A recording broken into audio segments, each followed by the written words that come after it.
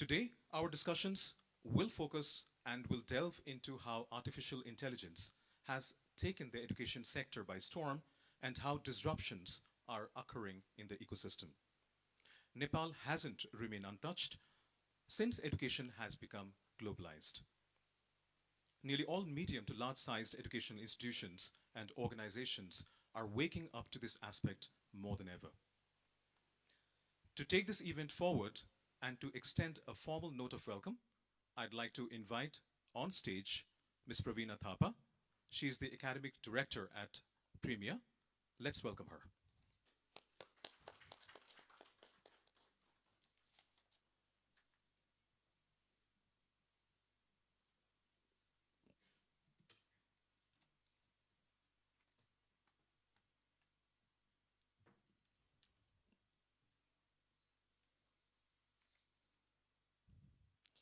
Respected Mr. Indu Bikram Joshi, Joint Secretary, Ministry of Education, Science and Technology.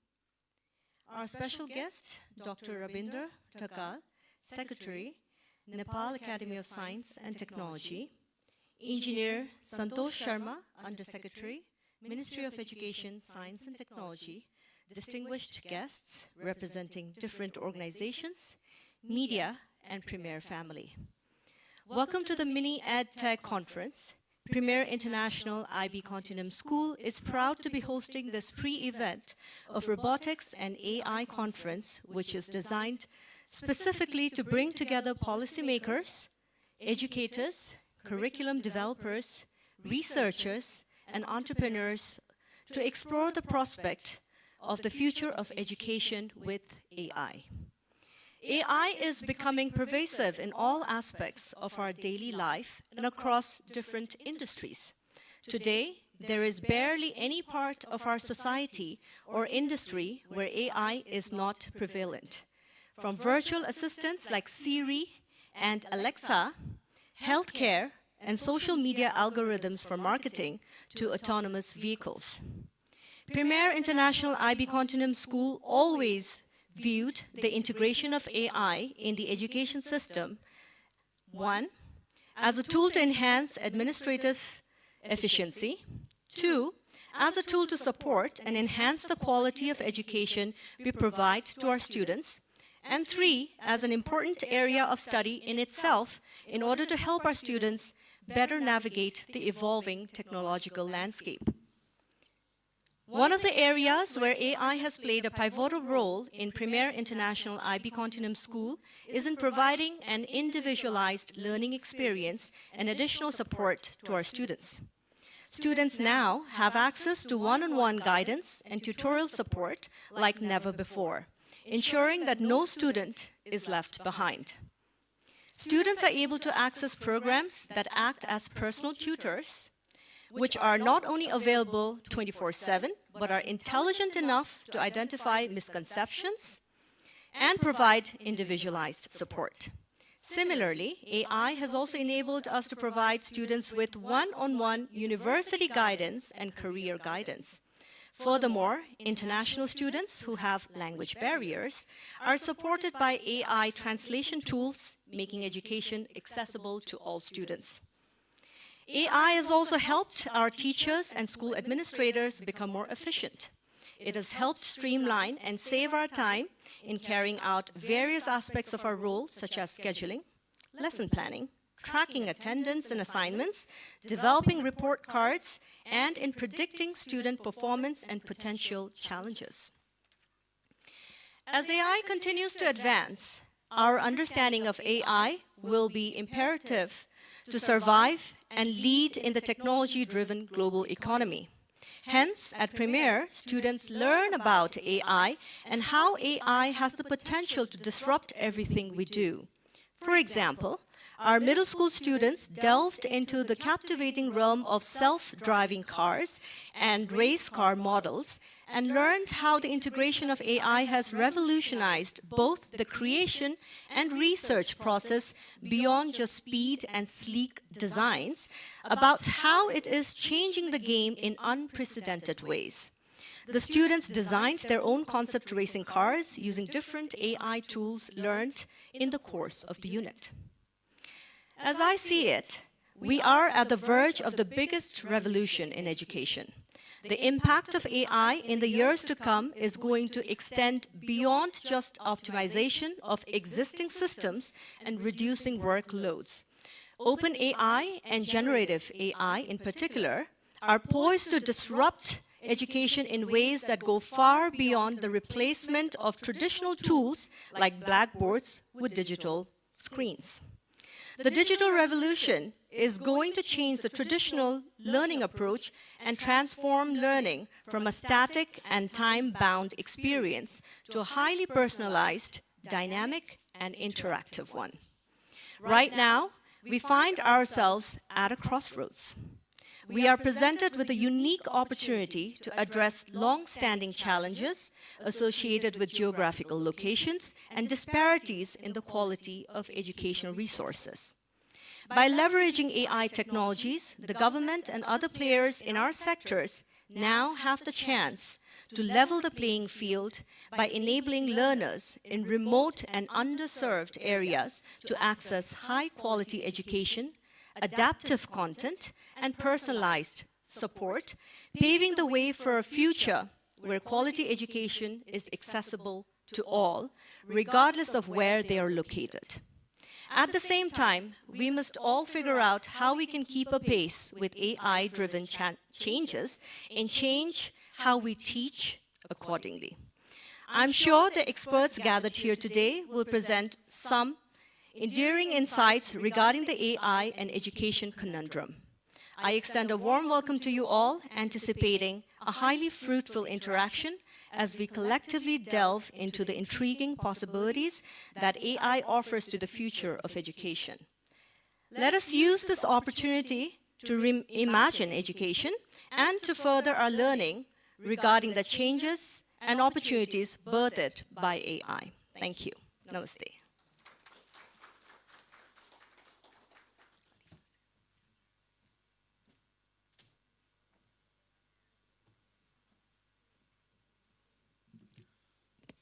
Ladies and gentlemen, let me remind you that we are offering a hybrid model for today afternoon. So if you have any guests or your personal invitees who could not make it to today's conference, please ensure that they are on Zoom. I would like to request our IT team to ensure that the Zoom link be put up as a print so that that can be accessed by people. I hope you're all connected to the internet using the username and password that is around the walls. The goals for today's conference are raising awareness and understanding of AI in education, discussing the current Nepali global education pedagogy, accelerating the adoption of AI in education, addressing specific challenges and needs that may arise, and building together a vibrant community of artificial intelligence education stakeholders. To also deliver his opening remarks, I'd like to now welcome the President of Robotics Association of Nepal, Mr. Bikash Gurung. Please allow me to introduce him. With his personal vision of making local engineers globally competent, Bikash Gurung is serving Robotics Association of Nepal as President, a not-for-profit, non-governmental organization working in the field of robotics and automation technology, and has been actively working to promote young tinkerers, makers, innovators, and engineers since 12 years. He is a member of AI Policy Development Committee and Nepal Computational Infrastructure Development Committee, Ministry of Education, Science and Technology, Executive Management Committee member, National Innovation Digital Network, Nepal Academy of Science and Technology, and he's also the advisor of Climate Robotics Network, Switzerland. He's also the FNCCI ICT Committee member. Let's put our hands together for Mr. Bikash Gurung.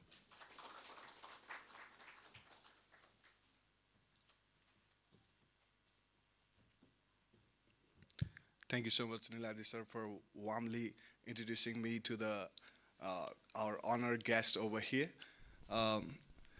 Respected Indu sir, Joint Secretary, Ministry of Education, Science and Technology, Santosh sir, Under Secretary, Ministry of Education, Science and Technology, Premier School Directors, and everybody present here in this conference. I'm glad to be giving this opening remarks on this Mini-Edtech AI conference ceremony. It's our pleasure because Robotics Association of Nepal started its journey in 2010, and in 2010 we thought we would be able to represent Nepal globally in robotics and AI.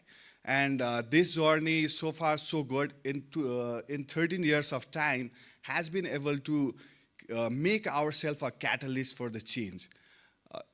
From starting technological development here in the country, from introducing new technologies here in the country, and being a catalyst to welcome new technology in the country, it has been a pleasure. And I think one of the reasons why we exist in this ecosystem is to bridge the gap between the development of new technologies to the community that is evolving.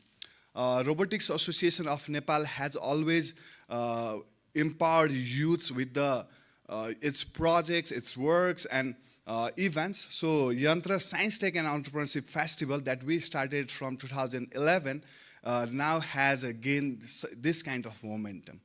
Mini-Edtech AI Conference, which is a pre-event for main AI conference that's happening in February 16, which is a part of definitely Yantra Science Tech and Entrepreneurship Festival. It's really amazing to see all the leaders from different ecosystem in this conference.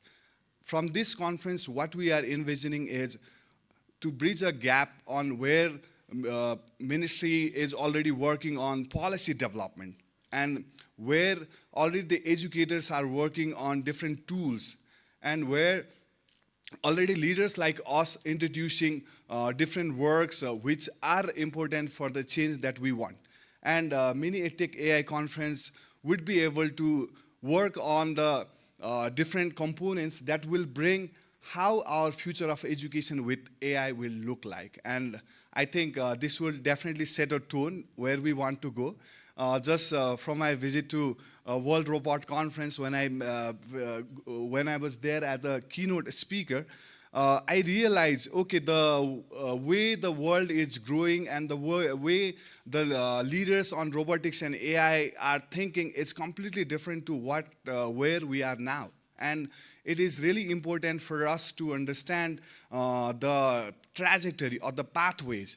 And I think the reason why we always see ourselves as a leader on this spectrum is we always try to catch up with those trajectory or the growth. And this event will definitely bring those thought processes and knowledges to the ground. And this event definitely would also establish a brainstorming among our different stakeholders that are present today. Definitely as a presenter, I can see definitely already the proven leaders like Kshitij, Punitji, and then Sandeep sir and everybody here. So hopefully from this conference, we will be able to set a perfect tone where ministry already thinking of developing an AI strategy, which is really important because the world is already placing themselves where they want to go in terms of AI. Just in 2023, in November, there was an AI Safety Summit that happened in UK. And the leaders are already talking about opportunities and the threats that AI might pose. And they're already working on what kind of our stand should be there for the different risks that AI might come, all for the opportunity that AI might bring. So it's also a perfect platform so that we can also be prepared. We can also share to the world that, hey, we are also thinking of AI. We are not far behind. We are also, gaining the momentum and preparing ourselves, because that's really important. Where I always share when I talk to different people, I was asked, so what's happening in Nepal in terms of robotics? And I was, kind of not prepared to share that we are not with you. We are definitely working on different initiatives, but still we are not with you. So this kind of event definitely would also help us share, okay, these are the activities that we are already done.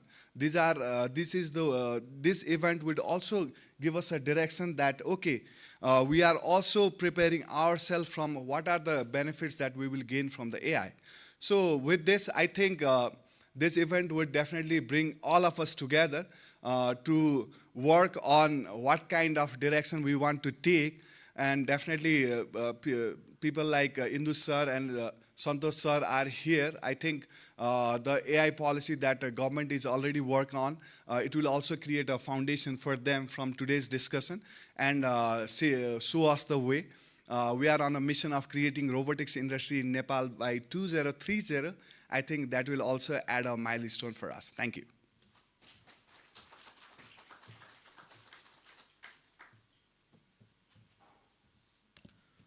Thank you, Vikas sir, for your welcome remarks. Having known Vikas ji and the Robotics Association of Nepal and working closely with them for the last 9 years, it's given me an insight as to how the robotics ecosystem has really evolved. From the varied group of stakeholders that I see today, who are not just educationists, but well-wishers of the entire education fraternity of Nepal and corporate leaders, this gives us an amazing opportunity, I think, to network, to know each other, and to take away amazing contacts so that this conference becomes the building stone for so much more.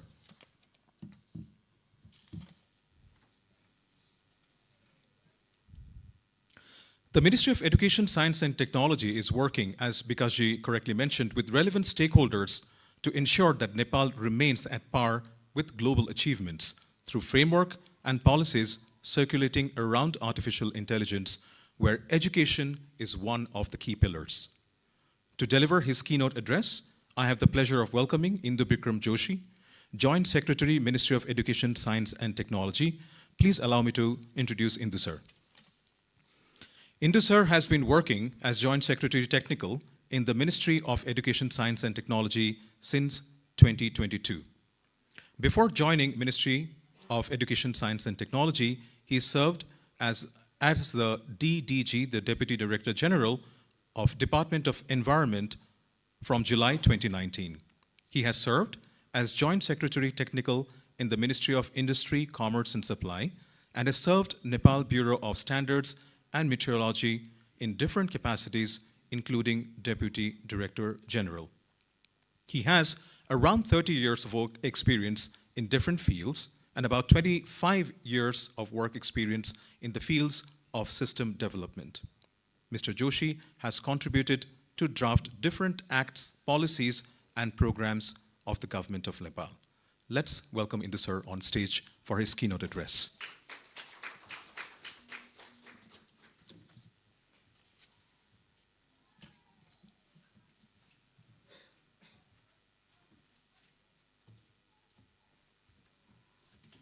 Good afternoon, and thank you very much for the kind introduction. Principal of this school, directors of the school management team, and all the distinguished participants. It's my privilege to have this opportunity. I should thank you very much for organizing this program. And thanks to Premier College for hosting this program. Actually, during the introductions also it is mentioned that there is no mention that I have a IT background. Of course, I do not have professional IT background, but I still, as a part of my job, I am coming here to make this presentation. And my objective of participating this program is to carry the movement in AI in Nepal as a part of my job. So I tried my best to make this presentation, but I'm not sure whether this will be as part of your expertise. And I'm coming here to learn from you. My background, I have worked in genetic engineering, molecular engineering, chemistry, microbiology, environment science, and food sciences. But this, I have now entered into the AI dimension. I'll try my best.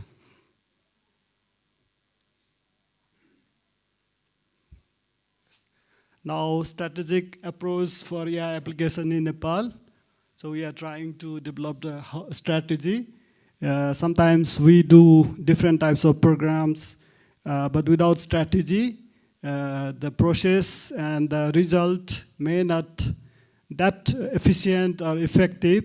So we need the programs. Of course, side by side, we need the strategy also. So if they are compatible, then the result will be much more visible and effective. Sometimes we develop strategy and there are no programs. Sometimes we develop programs, we launch programs in different capacities by different organizations, but if there is no strategy, then also it will be not that effective. So we now tried to develop the strategy, but before going to the strategy, I would like to mention that in my presentation I have divided introduction of AI, then Nepalese context, and then the strategy.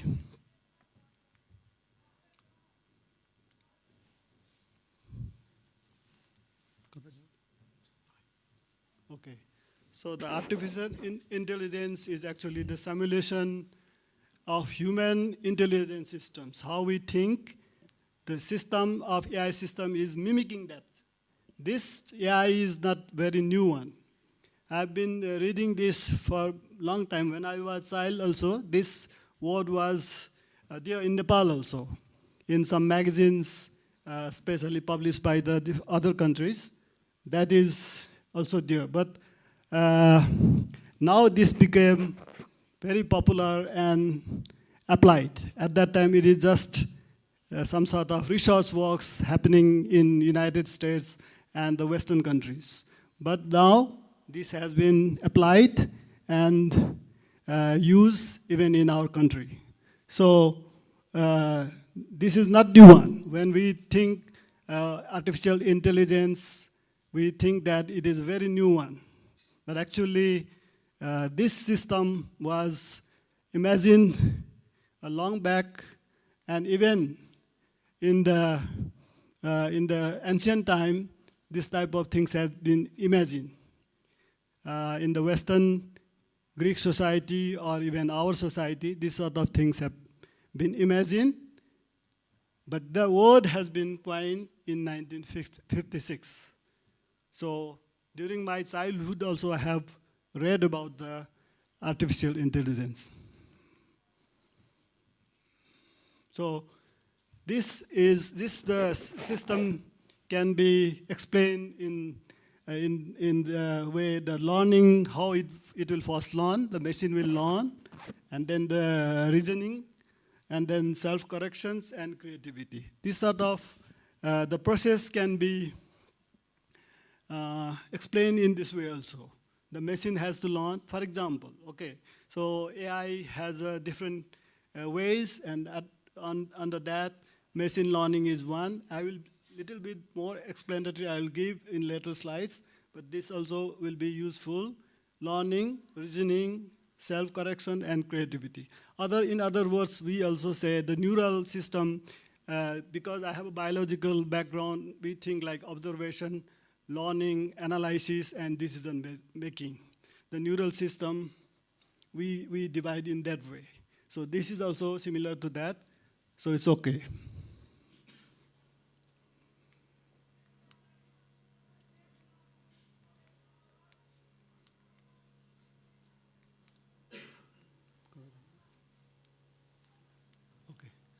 So again, I have this one slide.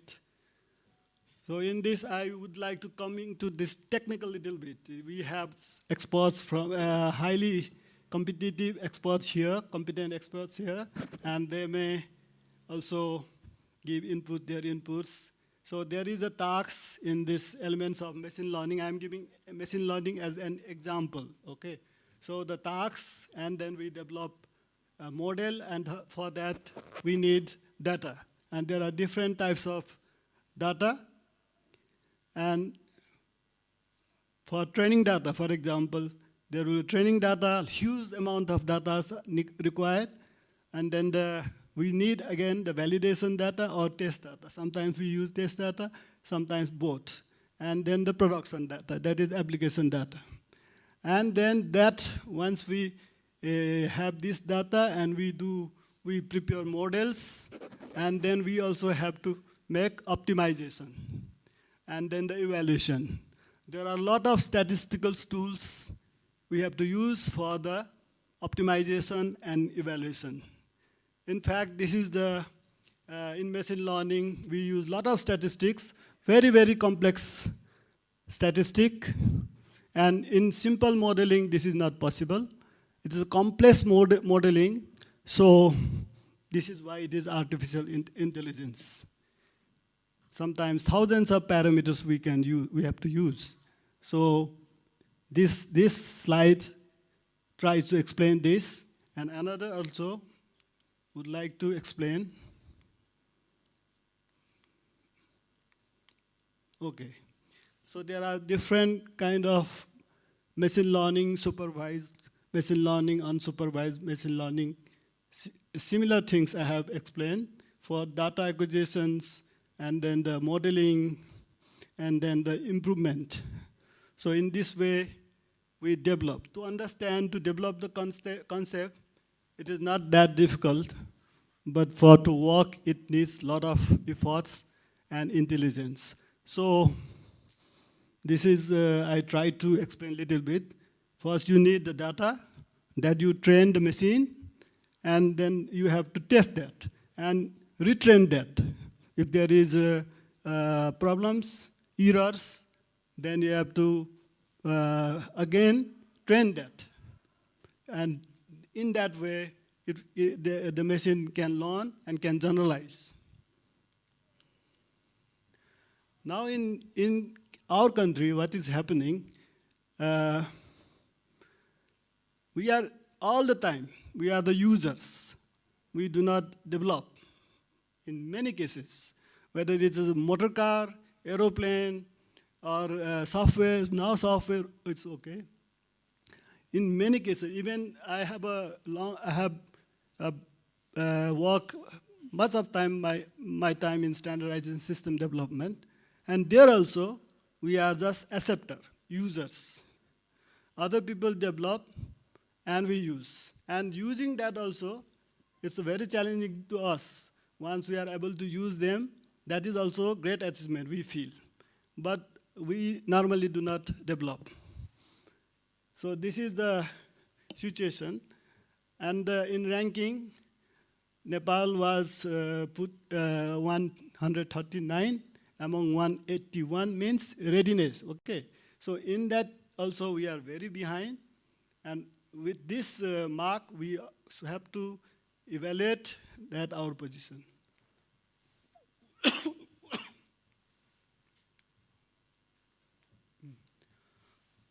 Now, I have mentioned that we are just acceptor, okay, receiver.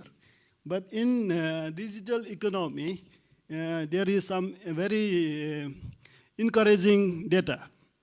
Like we have last year, in 2022, our recorded export is more than 50 million US dollar. And this contributes, IT sector contributes 1.5% of GDP. Our GDP, the IT contributes, service alone contributes 1.5%, and 550 million, sorry, not 50, 550 million US dollars we have exported the service. So in this case, the condition is not like other conditions, other subjects. Here we have scope, and in AI service providers are also a lot. There are more than 50 organizations, 50 companies working in this area. And Kathmandu University is being conducting this AI courses since 2021. And Gandaki University also started recently this course. So there is something as a background. Now, before going to the strategic path, so why we need AI? So this is give us the allow us to do the scientific resources, because we need to do a lot of modelings, we need to do a lot of predictions, and with AI we can have better results, better innovative environment, and also the efficiency in all sectors. Actually, Digital Nepal, that has a program to transform Nepal into digitalization. So that also has mentioned all the sectors of to be digitalized. So, and that also will help to gain the efficiency, productivity, all these things. But adding on that with the AI will much move us to another level. So these are the advantages, and everything has advantage and disadvantage, merit, demerit. So there are some risks also.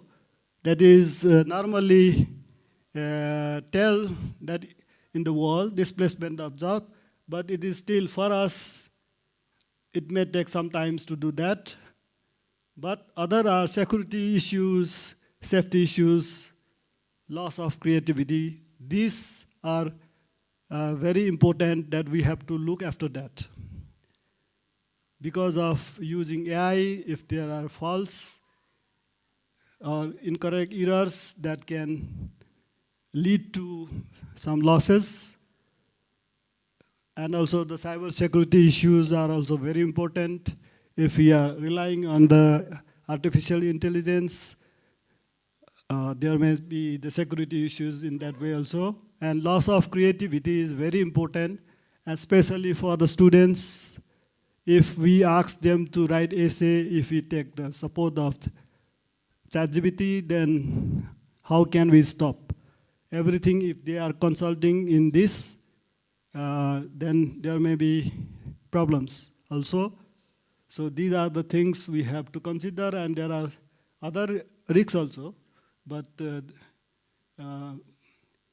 advantage and risks go hand in hand, and we have to manage these risks. Now, to develop the strategic plan, what we are doing is we have formed a committee, multi-sectorial committee. This has been formed, and only one meeting up to now, only one meeting has been conducted. And after that, what we have decided is we need to have initial baseline informations and also stakeholder consultations, and few workshops will be conducted, interactive workshops will be conducted. And also we need to have international partners for the consultation, because we can gain information and knowledge from their experiences. And we expect the first draft or zero draft by May 2024.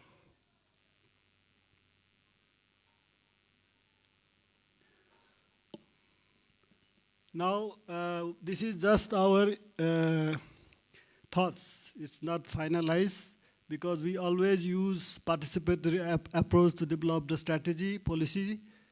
But as our experiences tells, these could be the elements of that strategy. System approach in AI, wise application of AI in alliance with Digital Nepal framework, and to contribute for prosperity of Nepal. Defining role of every stakeholders, government funding for AI system, establishment of regulatory framework to manage risks of AI application, and data management is very important, and also human resource development. That is from the school level to the university. They have to play a critically important role. And then infrastructure development also very important, from 5G to other supercomputers, maybe some days quantum computers. All these infrastructures we have to build. Not only them, the server system and other things also we need to develop as a part of infrastructure.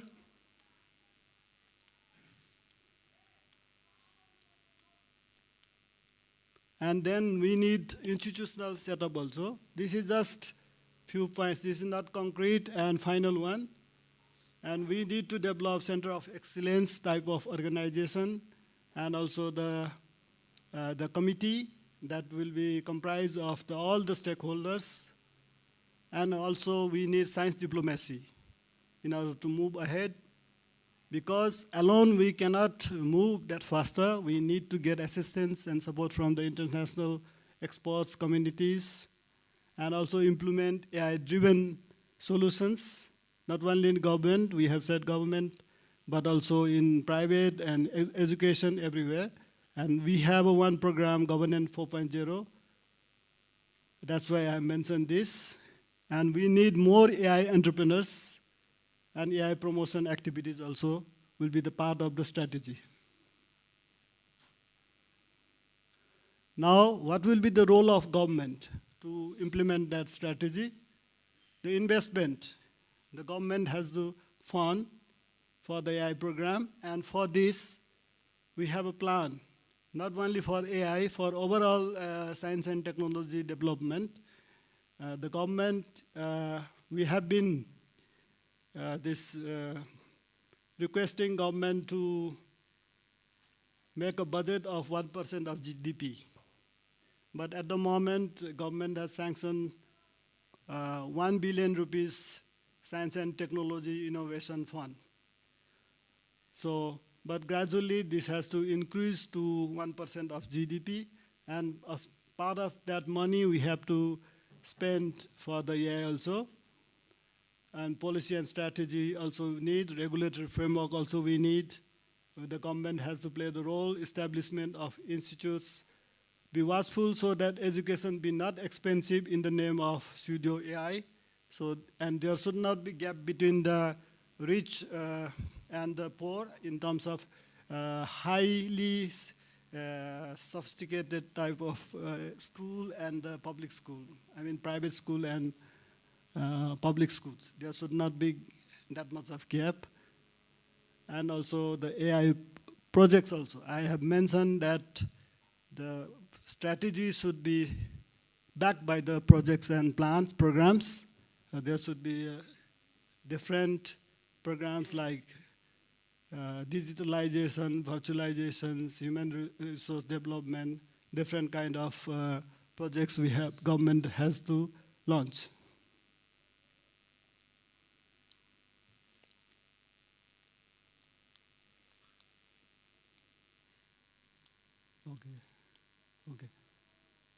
Okay. Now in academic institutes, so first of all, they should have also their own policy, plans and programs for AI.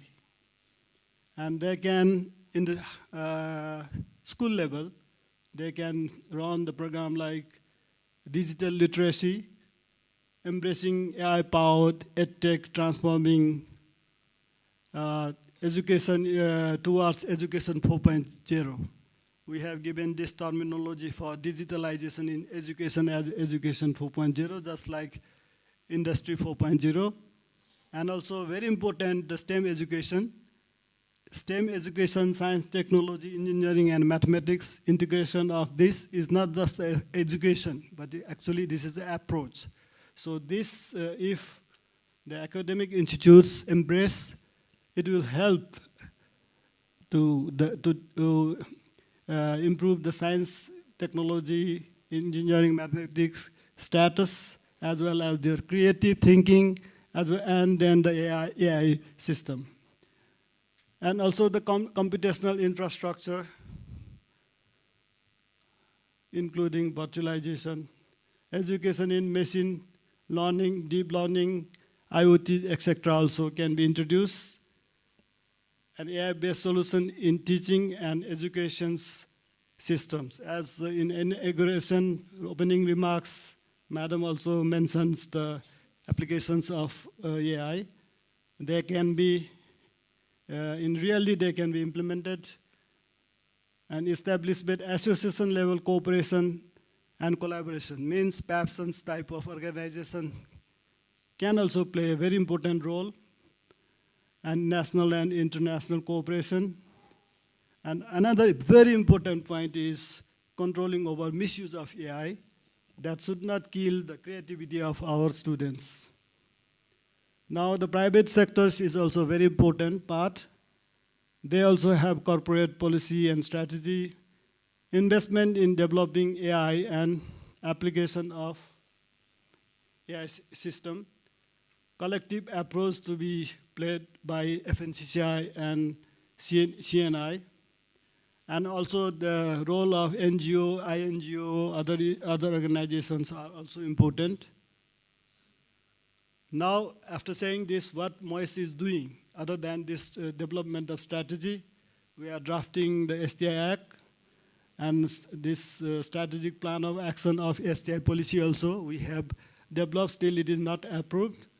This drafting of AI policy, strategy of computational infrastructure, technology assessment, foresighting, innovation management system, science diplomacy, STEM education, pilot innovation projects, research, research valorization, another important program. That is, research will be commercialized through these programs, and governance 4.0 is digitalization, and STI MIS, and support for the research programs. So these type of, still there are some others, but the main programs are there. Wherever the schools, academy, other institutes fit, we are eager to work together. And from our side, we would like to support science and technology movement, AI movement, to the level, to the possible level from our side, because the limited resources, constraints, we may be not able to do everything, and expect and encourage schools like Premier College. You can do a lot. As a leader, you can be an example for other colleges and schools also. And this program also I am taking as an example of your leadership. Thank you for your kind attention. Thank you for giving me this opportunity.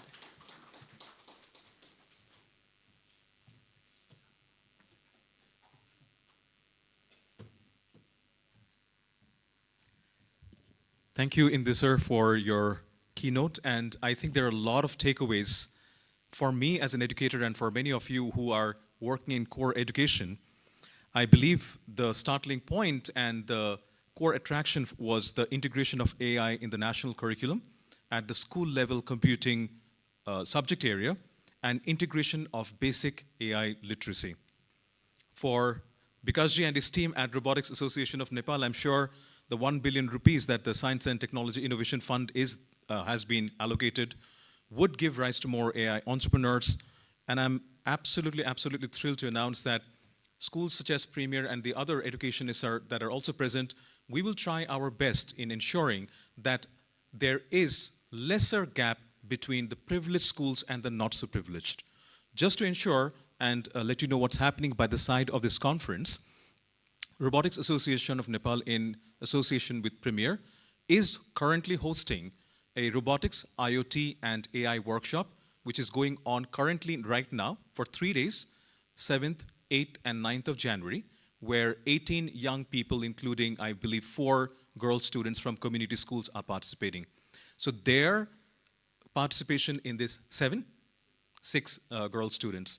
So we are also trying our level best to ensure that the bridge is not as wide as it seems to be, as Indu sir correctly mentioned. And we're really excited by the framework that Indu sir showed us. So thank you so much, sir, for that. Now we move on to our esteemed presenters who will lead us through AI toolkits and their applications, how to get started with artificial intelligence, and the importance of data science in education. To get started, I'd like to invite Mr. Rishabh Raj, Manager at Robotics Association of Nepal, for his presentation. Allow me to introduce him. Rishabh Raj is currently working as the Manager at Robotics Association of Nepal and Manager of the Mission Oxygen team. He's an electronics and communication engineer and also serving as a visiting lecturer at NIST Patan and Nesfield International College. He shares his tech expertise with students during his lectures. And as a lecturer and robotics trainer, he's a unique blend of hands-on experience in robotics and has immense passion for education, showcasing the intersection between technology and learning. Mr. Rishabh Raj will be speaking on latest AI toolkits for education. Let's welcome him.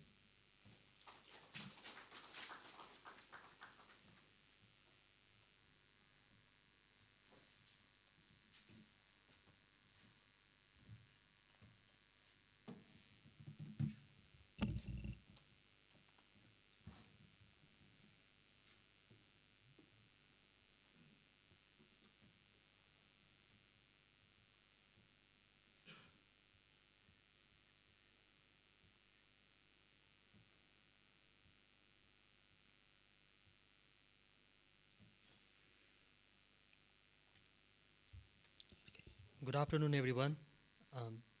Namaste Sabhijanaलाई. I am Rishabh Raj, currently working as manager at Robotics Association of Nepal and visiting lecturer at NIST Patan and followed by Nesfield International College. That drives me to be part of this presentation and wonderful EdTech, Mini-Edtech AI conference. Respected Indu sir from MOEST, respected Santosh sir from MOEST, and respected guests from different organizations, and my colleagues and the organizers who are working to give this event impactful for everyone. Today I am going to present what latest AI toolkits we are using while we are delivering education, while I am delivering any classes, what I am using. Mostly I will be focusing on that, and along with that I will add some other tools that are being used around for different activities we need.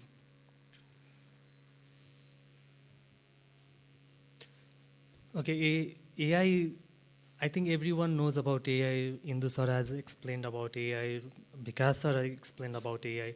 AI is just a virtual brain that we need to train.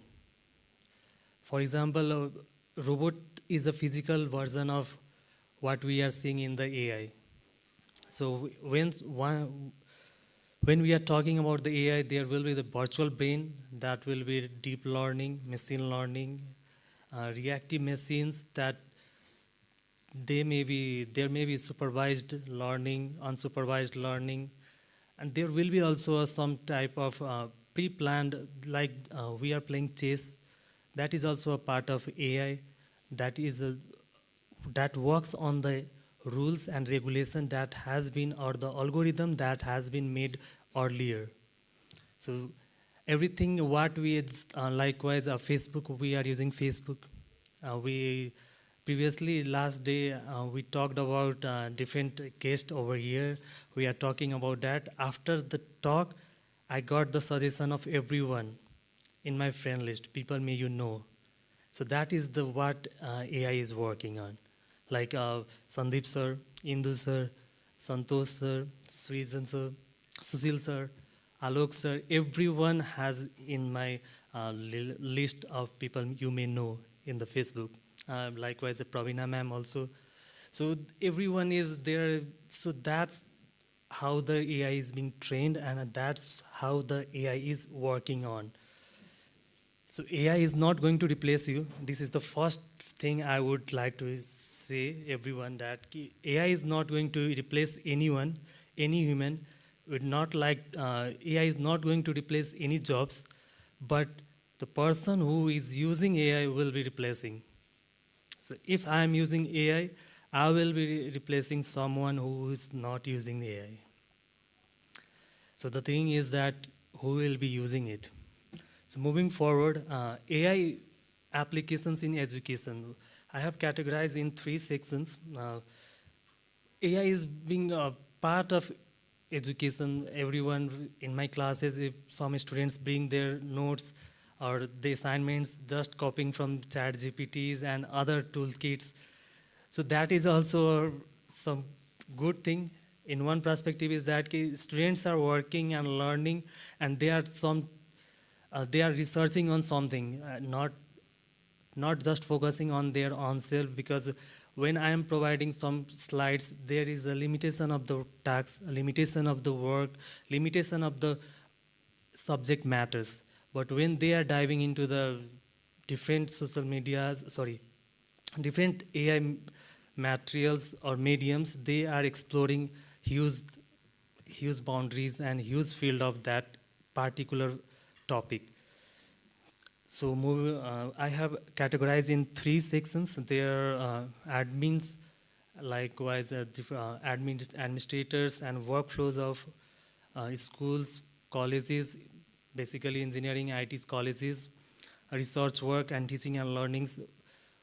And in this section, I will be explaining with some examples what tools preferably I use. There is not only the tools I am using, there are lots of other tools available, but for now I have collected few that are easier easier to use and easily available in the market that we are using that. Okay, first part, admin workflow automation. For grading and learner analytics, we use ChatGPT 0. So ChatGPT 0, that is firstly and mostly used for grading and learners analytics. That is the best which everyone is using, because ChatGPT is very common to everyone now. Coursework presentations. So for presentation, what I am going to teach in the class, I prepare before I leave, or before the night I have to leave, because I think engineers are very lazier. They won't work until the pressure comes on their head. So if I have tomorrow, same like this, the presentation I am showing you, I had prepared last night. So while I'm taking the classes, that is not working.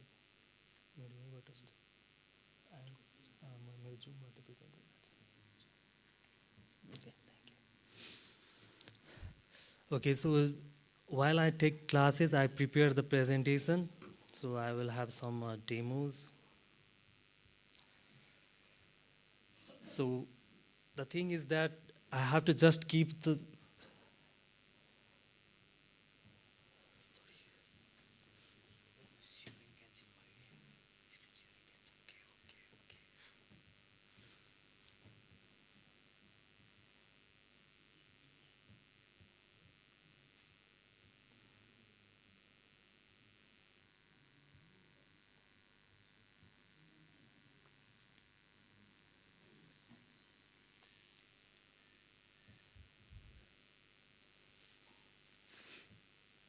okay.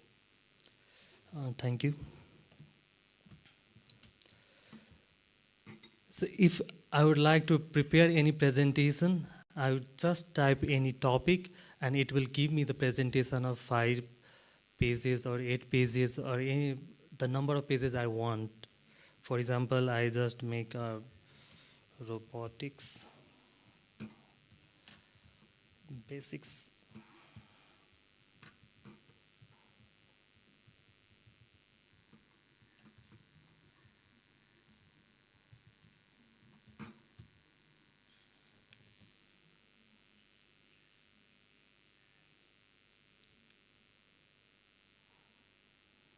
So there are 8 cards, and 8 cards I have to um,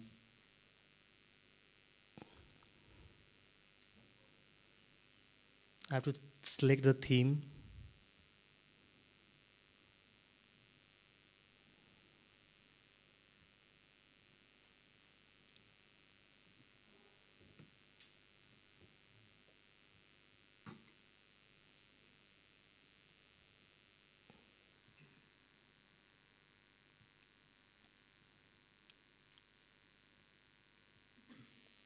It's generating. So obviously it needs some kind of some kinds not it needs large number of algorithms, data sets that will help them to create that proper and specific presentations. Here it is. Yes.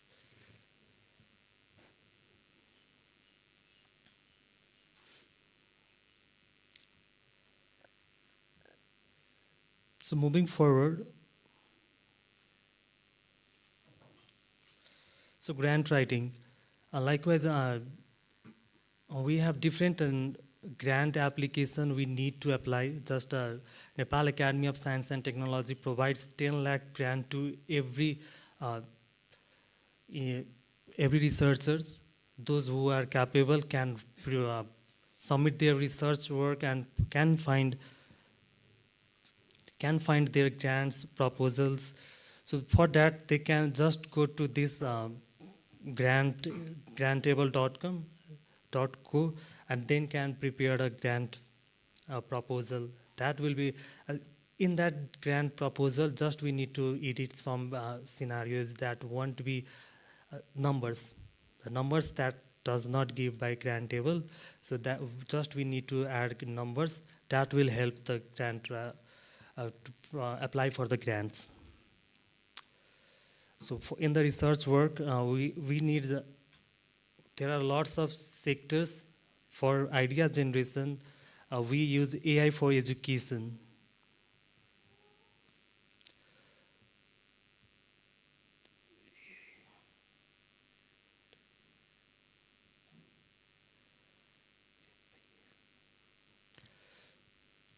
So AI for education provides the generation of any ideas what we need. For example, if I'm going to teach I am the teacher or lecturer of operating system in Nesfield. So once I am going to Nesfield, I have a specific and pre-planned syllabus. Just I need to place that syllabus on that idea generation, and it will generate all the ideas and all the contents for me for the classroom. So literature reviews. We are writing literatures, different proposals. For that we can go to SciSpace, typespace.io. There we can just review our literature, and we can have edit that literature that won't sound relatable to AI, and that will help you to connect with more specific and generic form that will be capable of seems to be a more human written or more human delivered. Likewise, we have another illicit. Illicit is also that provides literature reviews. Draft paper edits. It provides the different reports and paper writings. For example, I have prepared a survey report, usage of AI toolkits in colleges and schools of Nepal by using copy.ai. Likewise, Quillbot. Quillbot provides a specific tasks like just a translation, summarizer, paraphrases and grammar checker. Everything will be provided by the Quillbot. So Quillbot is also a US-based organization, and that provide a great performance and great outputs. For images and diagram generation, because this is a common, I think everyone using this, from superstar to students to uh, superstars like you, experts from your fields, and everyone is using this. Adobe Firefly is the one of the best example, because they uses the prompts that is more close, and that gives the perfect answers or perfect outputs that you have given them as a prompt. So Zoo is also that is also really Zoo is also there, but Zoo is not so much reliable. Decimation and presentation preparation simplified will be used as for any presentation or any decimation program we are organizing. So for that, I had just written their foundation of robotics and artificial intelligence. I have already made that, so that this will be used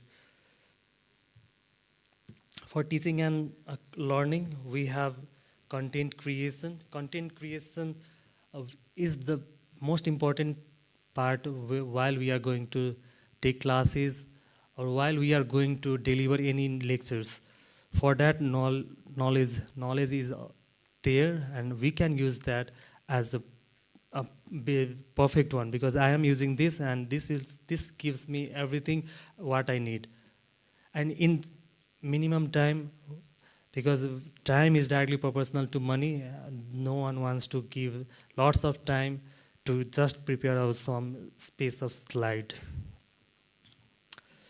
So for collaboration, we can. This is the Puzzle app or web app that provides a social media type of connection. Every one of here can be connected there and can be communicating, helping each other in course development, workshops, books or journals, or even others. Like everyone, just for example, you are a content writer, if you are a speaker, if you are a lecturer, they can be go there and put their work here.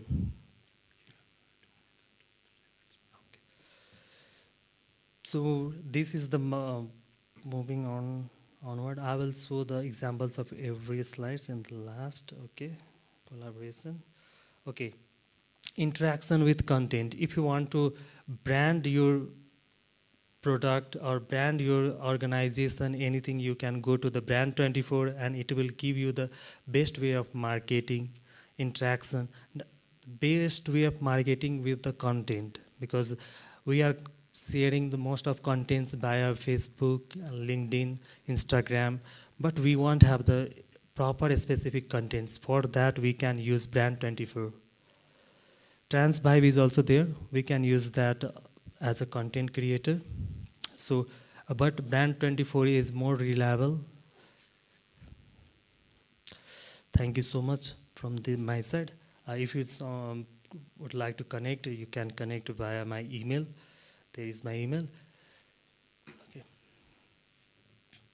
So I have some examples.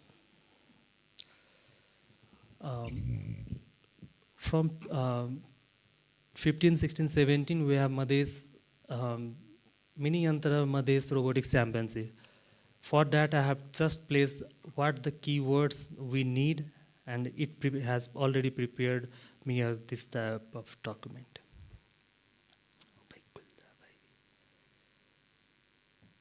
Yeah.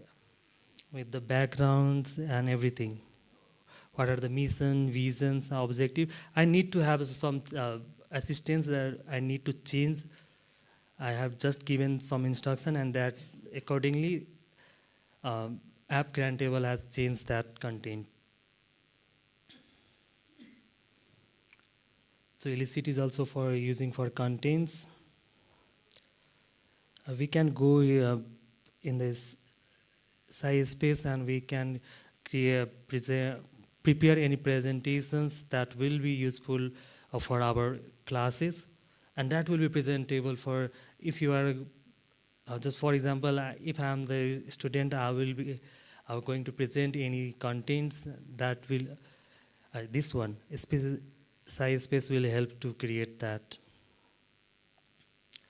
I had already told you about the survey reports I have made, the uses of AI toolkits in colleges and Nepal schools of Nepal.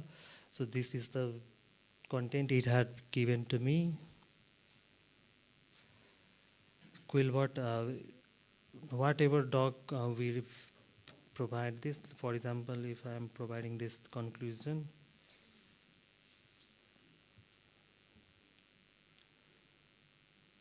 for now it will paraphrase it, so somehow it changes and it won't look like AI written.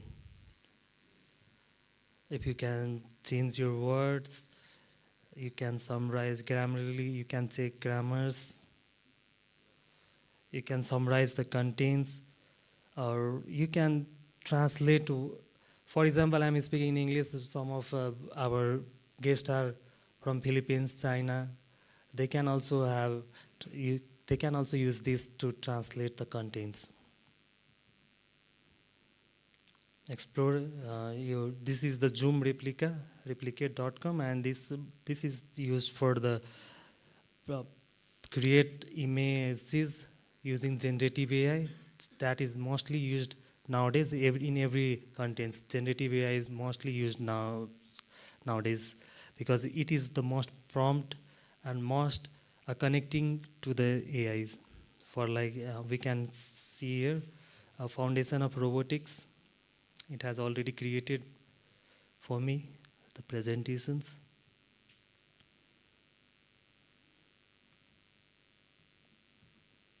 Sorry for my classes contains.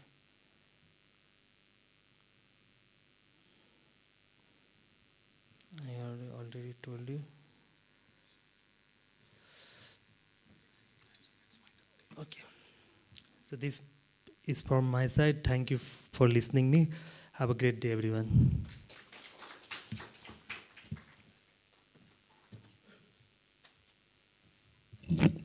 Thank you, Rishabji. Sorry I had to rush you up because we're exceeding time limits and we have to keep to the time frame. The next presenters, I would really appreciate if you keep to your time limit, which is 10 minutes. Next, we have Jerry Tan, CEO and Managing Director, Lateral Robotics, who is joining us virtually from Singapore. Jerry will be talking on practical AI applications in learning how to get started. I believe the technical team is working on bringing Jerry online. I get a thumbs up, so which means Jerry is online. Welcome, Jerry.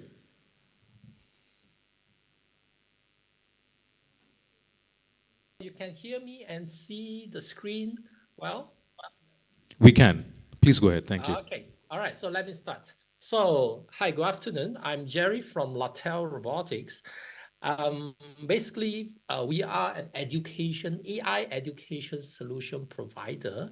We are very thankful and privileged to be invited by Robotics Association of Nepal to take part in this Mini-Edtech AI conference to share a bit of what we are doing, because I think it is quite befitting to the theme of today, AI in education. In fact, we really want to support everyone to get started in learning artificial intelligence, right? Okay, so let me quickly walk you through a bit of some of our common AI applications that we can see in our daily life, right? So autonomous vehicles, right? So companies like Tesla has been investing billions in making our cars more intelligent. They can even move without a driver. So this is no longer a science fiction, but is indeed happening in our daily life, right? And autonomous vehicle is one area where AI's applications are being used extensively. Since last year, we also have some very interesting development in the natural language processing spheres, in particular regarding the ChatGPT, right? So there's everything about how can we communicate with a machine or with a computer. So suddenly it is no longer an impossible task for you to, like what the previous speaker has shown, that to do a presentation in a very quick way, right? So this is something that's already out there, and we are using that already, right? So for those of you that are familiar with manufacturing in the factories, we even use artificial intelligence for example, for fault detections, for broken glass detection, inspection, etc. So this is using cameras, technology, and computer vision. Again, it's already there, whether we know or not, but it is we are already using artificial intelligence in our daily life. And last but not least, also similarly, actually not only in a factory setting, we even have nowadays, we have like service robot making you a cup of coffee or serving you your favorite meal, right? So for our educators at the hall as well as visually here, have you ever asked yourself, if you want to start teaching your students to learn all this technology, how do you get started? Right. So I see there are many ways of doing that, obviously. So some of the previous speaker has give a wonderful introductions on the fundamentals of AI. I think these are very important things that you can teach your students. But most importantly, we want to introduce to you a new approach so that we can let students to learn AI in a more hands-on fashion, in a more practical manner. Okay, so we call it now as a practical AI applications learning, right? We think that AI is so important that we not only need the AI scientists, but we need also people like AI engineers that are able to apply AI in a practical way, right?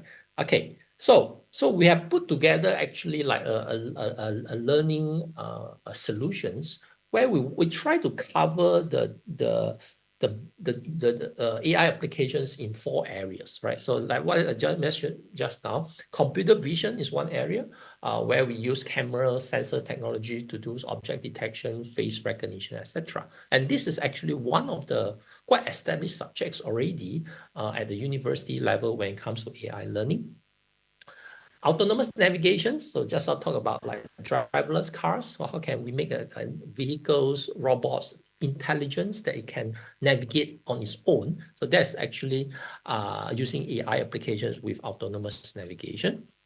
Object manipulations, there's the use of robotics arm for object manipulation tasks, right? Whether it's about grabbing the cup of water or about carrying some very difficult tasks, right? Like in a factory environment, etc.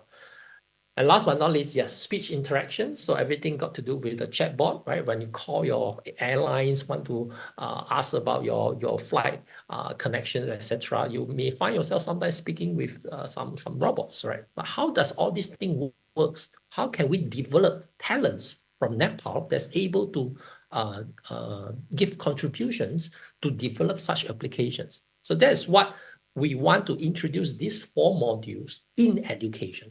It's not only in research that we want experts, but actually we need to start with education so that students are familiar, are exposed to all these very important applications area while they are still in schools, okay?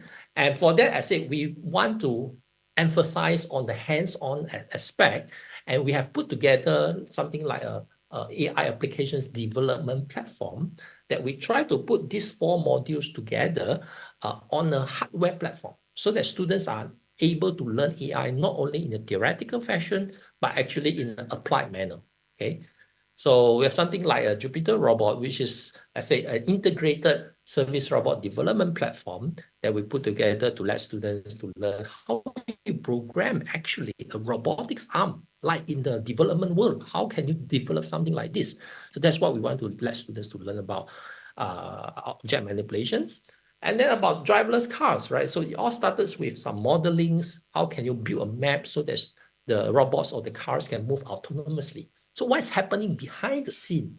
And as the previous speaker also mentioned, we want to not only use the technology, but we hope we can work with you to support students' talents from Nepal to develop their own applications. The same thing with computer visions, things like object detection, face recognition technology, right? So can we have locally trained talents that are able to do all this? So that's what we hope. It has to start with education, okay? All right, and then the last but not least, speech recognition, something like the speech recognition, speech synthesis, etc. So all this start with modeling, and that's what we want to support teachers, support educators in introducing this in the classroom, okay, through a platform, an integrated service robot development platform, okay? And we introduce along the way robot operating systems, which stand for, which is the short one is called ROS. It started by Stanford University and slowly become the most important software development framework in the open source space, okay? And it is an open platform. So in promoting the learning of AI and robotics, we also want to emphasize that we don't want to promote any type of proprietary systems, but rather we are a strong advocate of open source community. So meaning is that this is a commercial product, yes, but actually we put together all the standard equipments and we integrate them using open source software.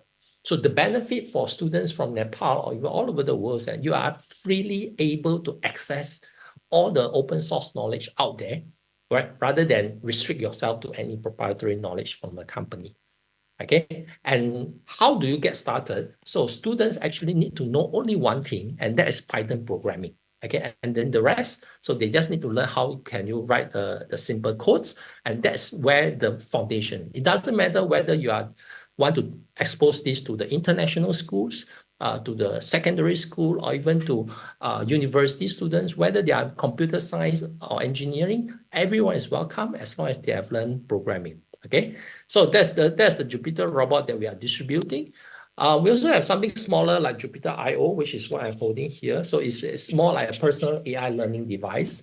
So for those of you that are not so much into robotics, so it doesn't matter. I want to emphasize it doesn't have to be robotics, right? So ultimately, we want to support the learning of AI using hardware, and it can be as small as a personal AI learning device like a Jupyter I/O. Okay, so.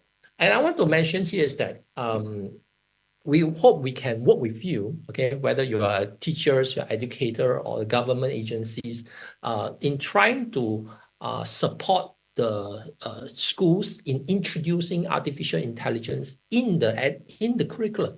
And for that, you need more than just the hardware, right? So you need also the software, which, as I mentioned, they are mostly open source here. And then lastly, I also want to emphasize that we need to have a customized solutions, right? For countries like Nepal, you have a different needs, different requirement compared to other countries. So for that, it is really about how can we collaborate together to work on this, to design a curriculum, to design a solutions that's customized to your needs, to your AI education needs, right? Okay, so I come to the final slide of my presentation. So it's a very short one. So I was very humbled to be invited by Robotics Association of Nepal to take part in this AI conference. And then I also have a talk with Bikash that, so we really want to be part of the ecosystem, AI learning ecosystem of Nepal. So there are many ways that we can collaborate together, right? So I am very far here in Singapore, but nevertheless, we actually support schools worldwide, schools that want to introduce AI in your curriculum, right? And not only on the fundamental theoretical fashion, but more on hands-on fashion. So education is what our first and foremost our mission is. We hope we can support you in increasing the general AI awareness of the students, and not only just awareness, but the ability to apply this to design their own driverless car, to design your own face recognition system, etc. For those of you that are in training space, let's say you work in an enrichment center or training center, yes, please get in touch as well. So if you are targeting to design a curriculum that's suitable for adults, for example, okay? Research at FYP, that's if you are academics or if you have students that want to do on AI research, but by facing issues about hardware, please get in touch so that we can see how we can work together to deploy our platforms for research purpose. And last but not least, we are also supporting RobotCup at Home Education, which is a worldwide initiative to support students in joining competitions to develop AI and robotics application. So for that, yes, I would like to end my presentation. And yes, please get in touch in whatever fashion if you want to do something about letting students to learn AI robotics practically. Yes, so we hope we can hear from you and then we can work out something together. Thank you very much. I'm Jerry from Latel from Singapore.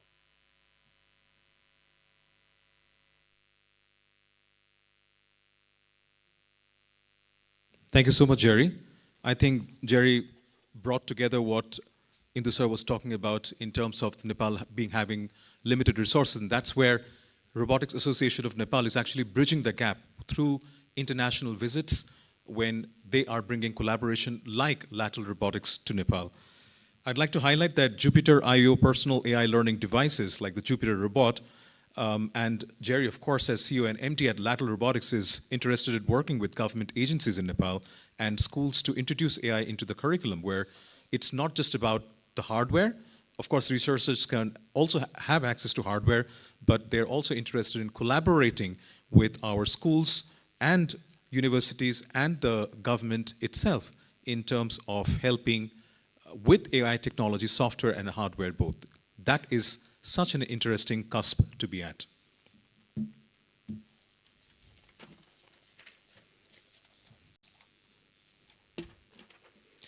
Next up, we have Puneet Jajodia, co-founder at Programmis, who will be sharing his experience on integrating AI mentor in coding curriculum. Let's welcome Puneet.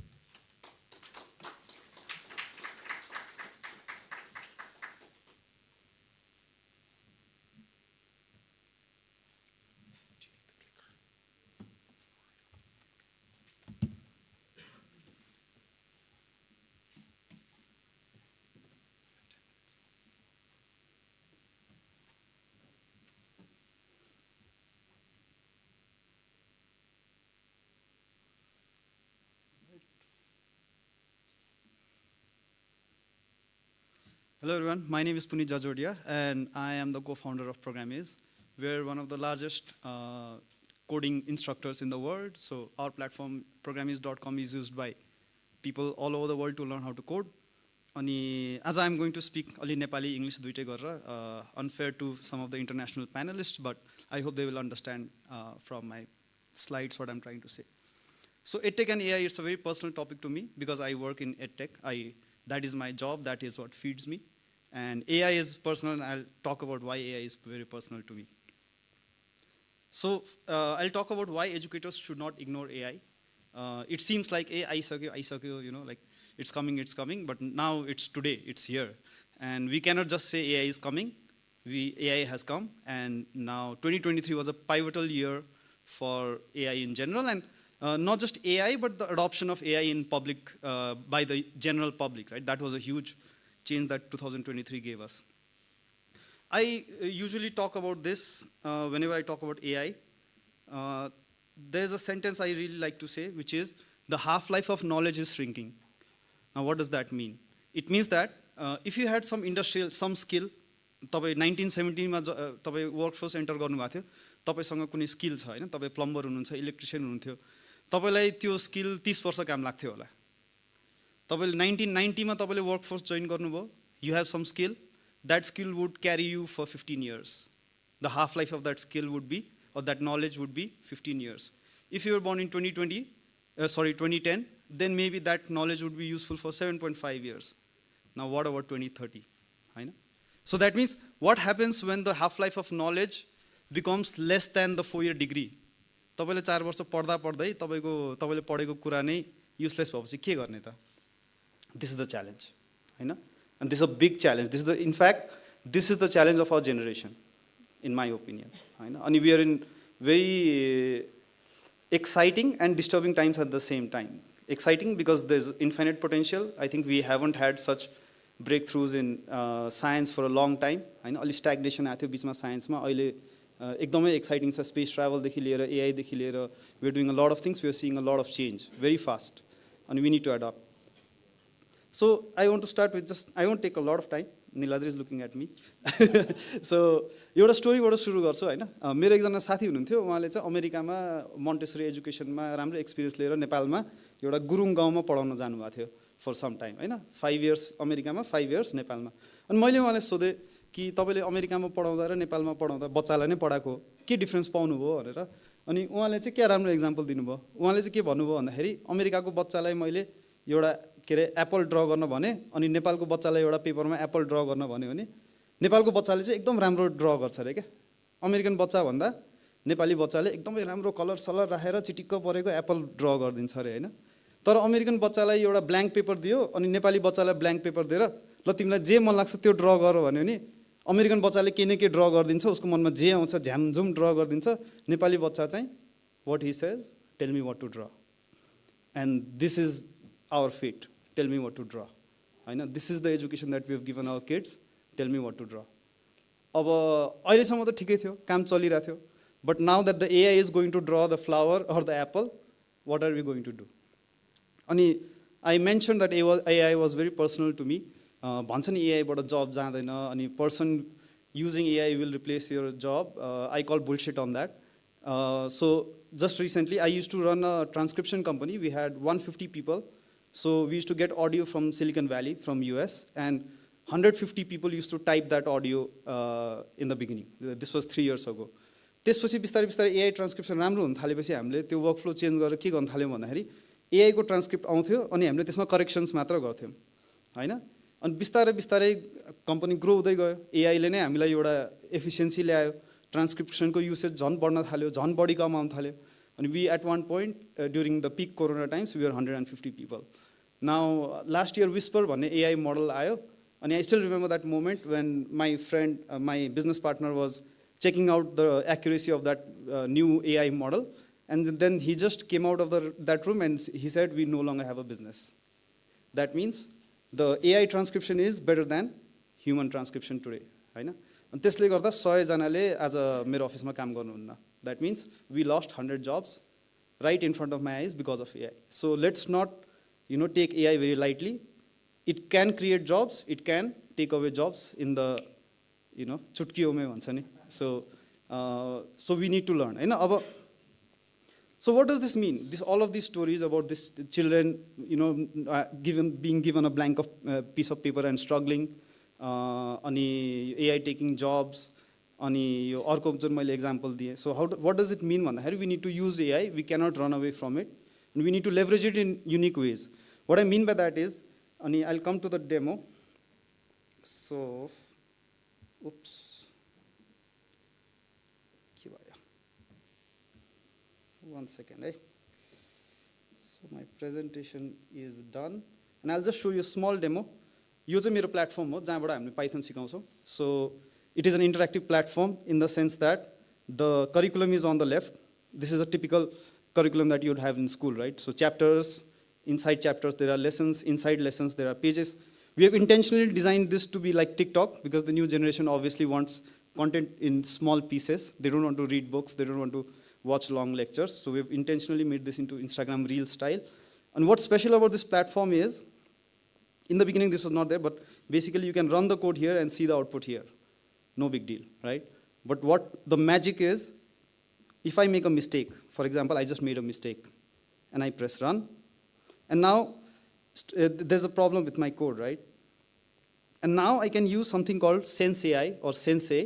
I can click on this. The AI is running its magic, and it's telling me in human language what went wrong with my code. Now this is like having an AI mentor with you 24/7, right? And then now I'll make a different mistake. So one child can make one mistake. They can get confused in one area of coding. Now instead of that mistake, I made another mistake, right? This is another type of mistake. So I'll press run. And then I can use AI again. And now it explains me what exactly went wrong with my code.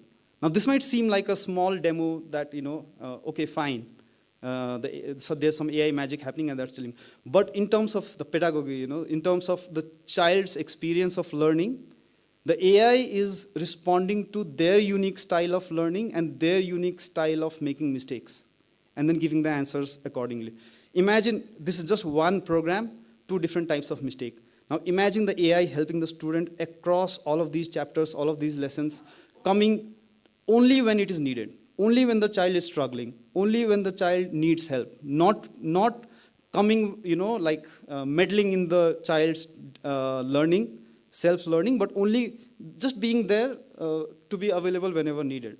So this is, we recently integrated this, and we are also integrating, right now the curriculum is still static, only the mentor is dynamic.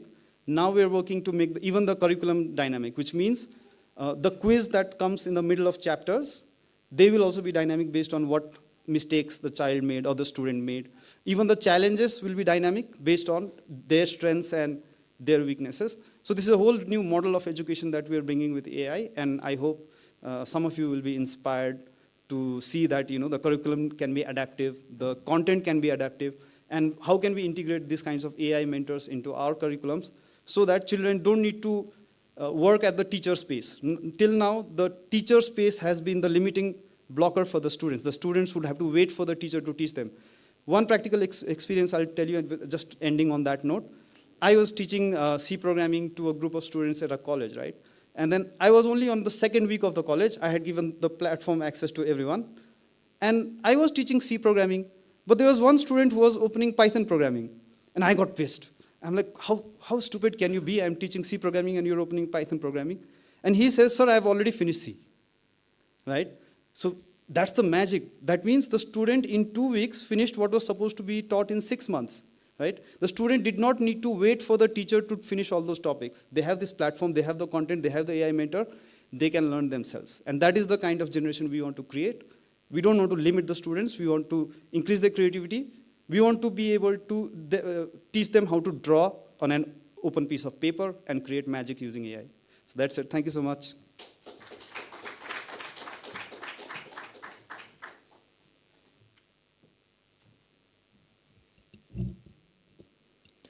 Thank you, Punit, for that wonderful presentation.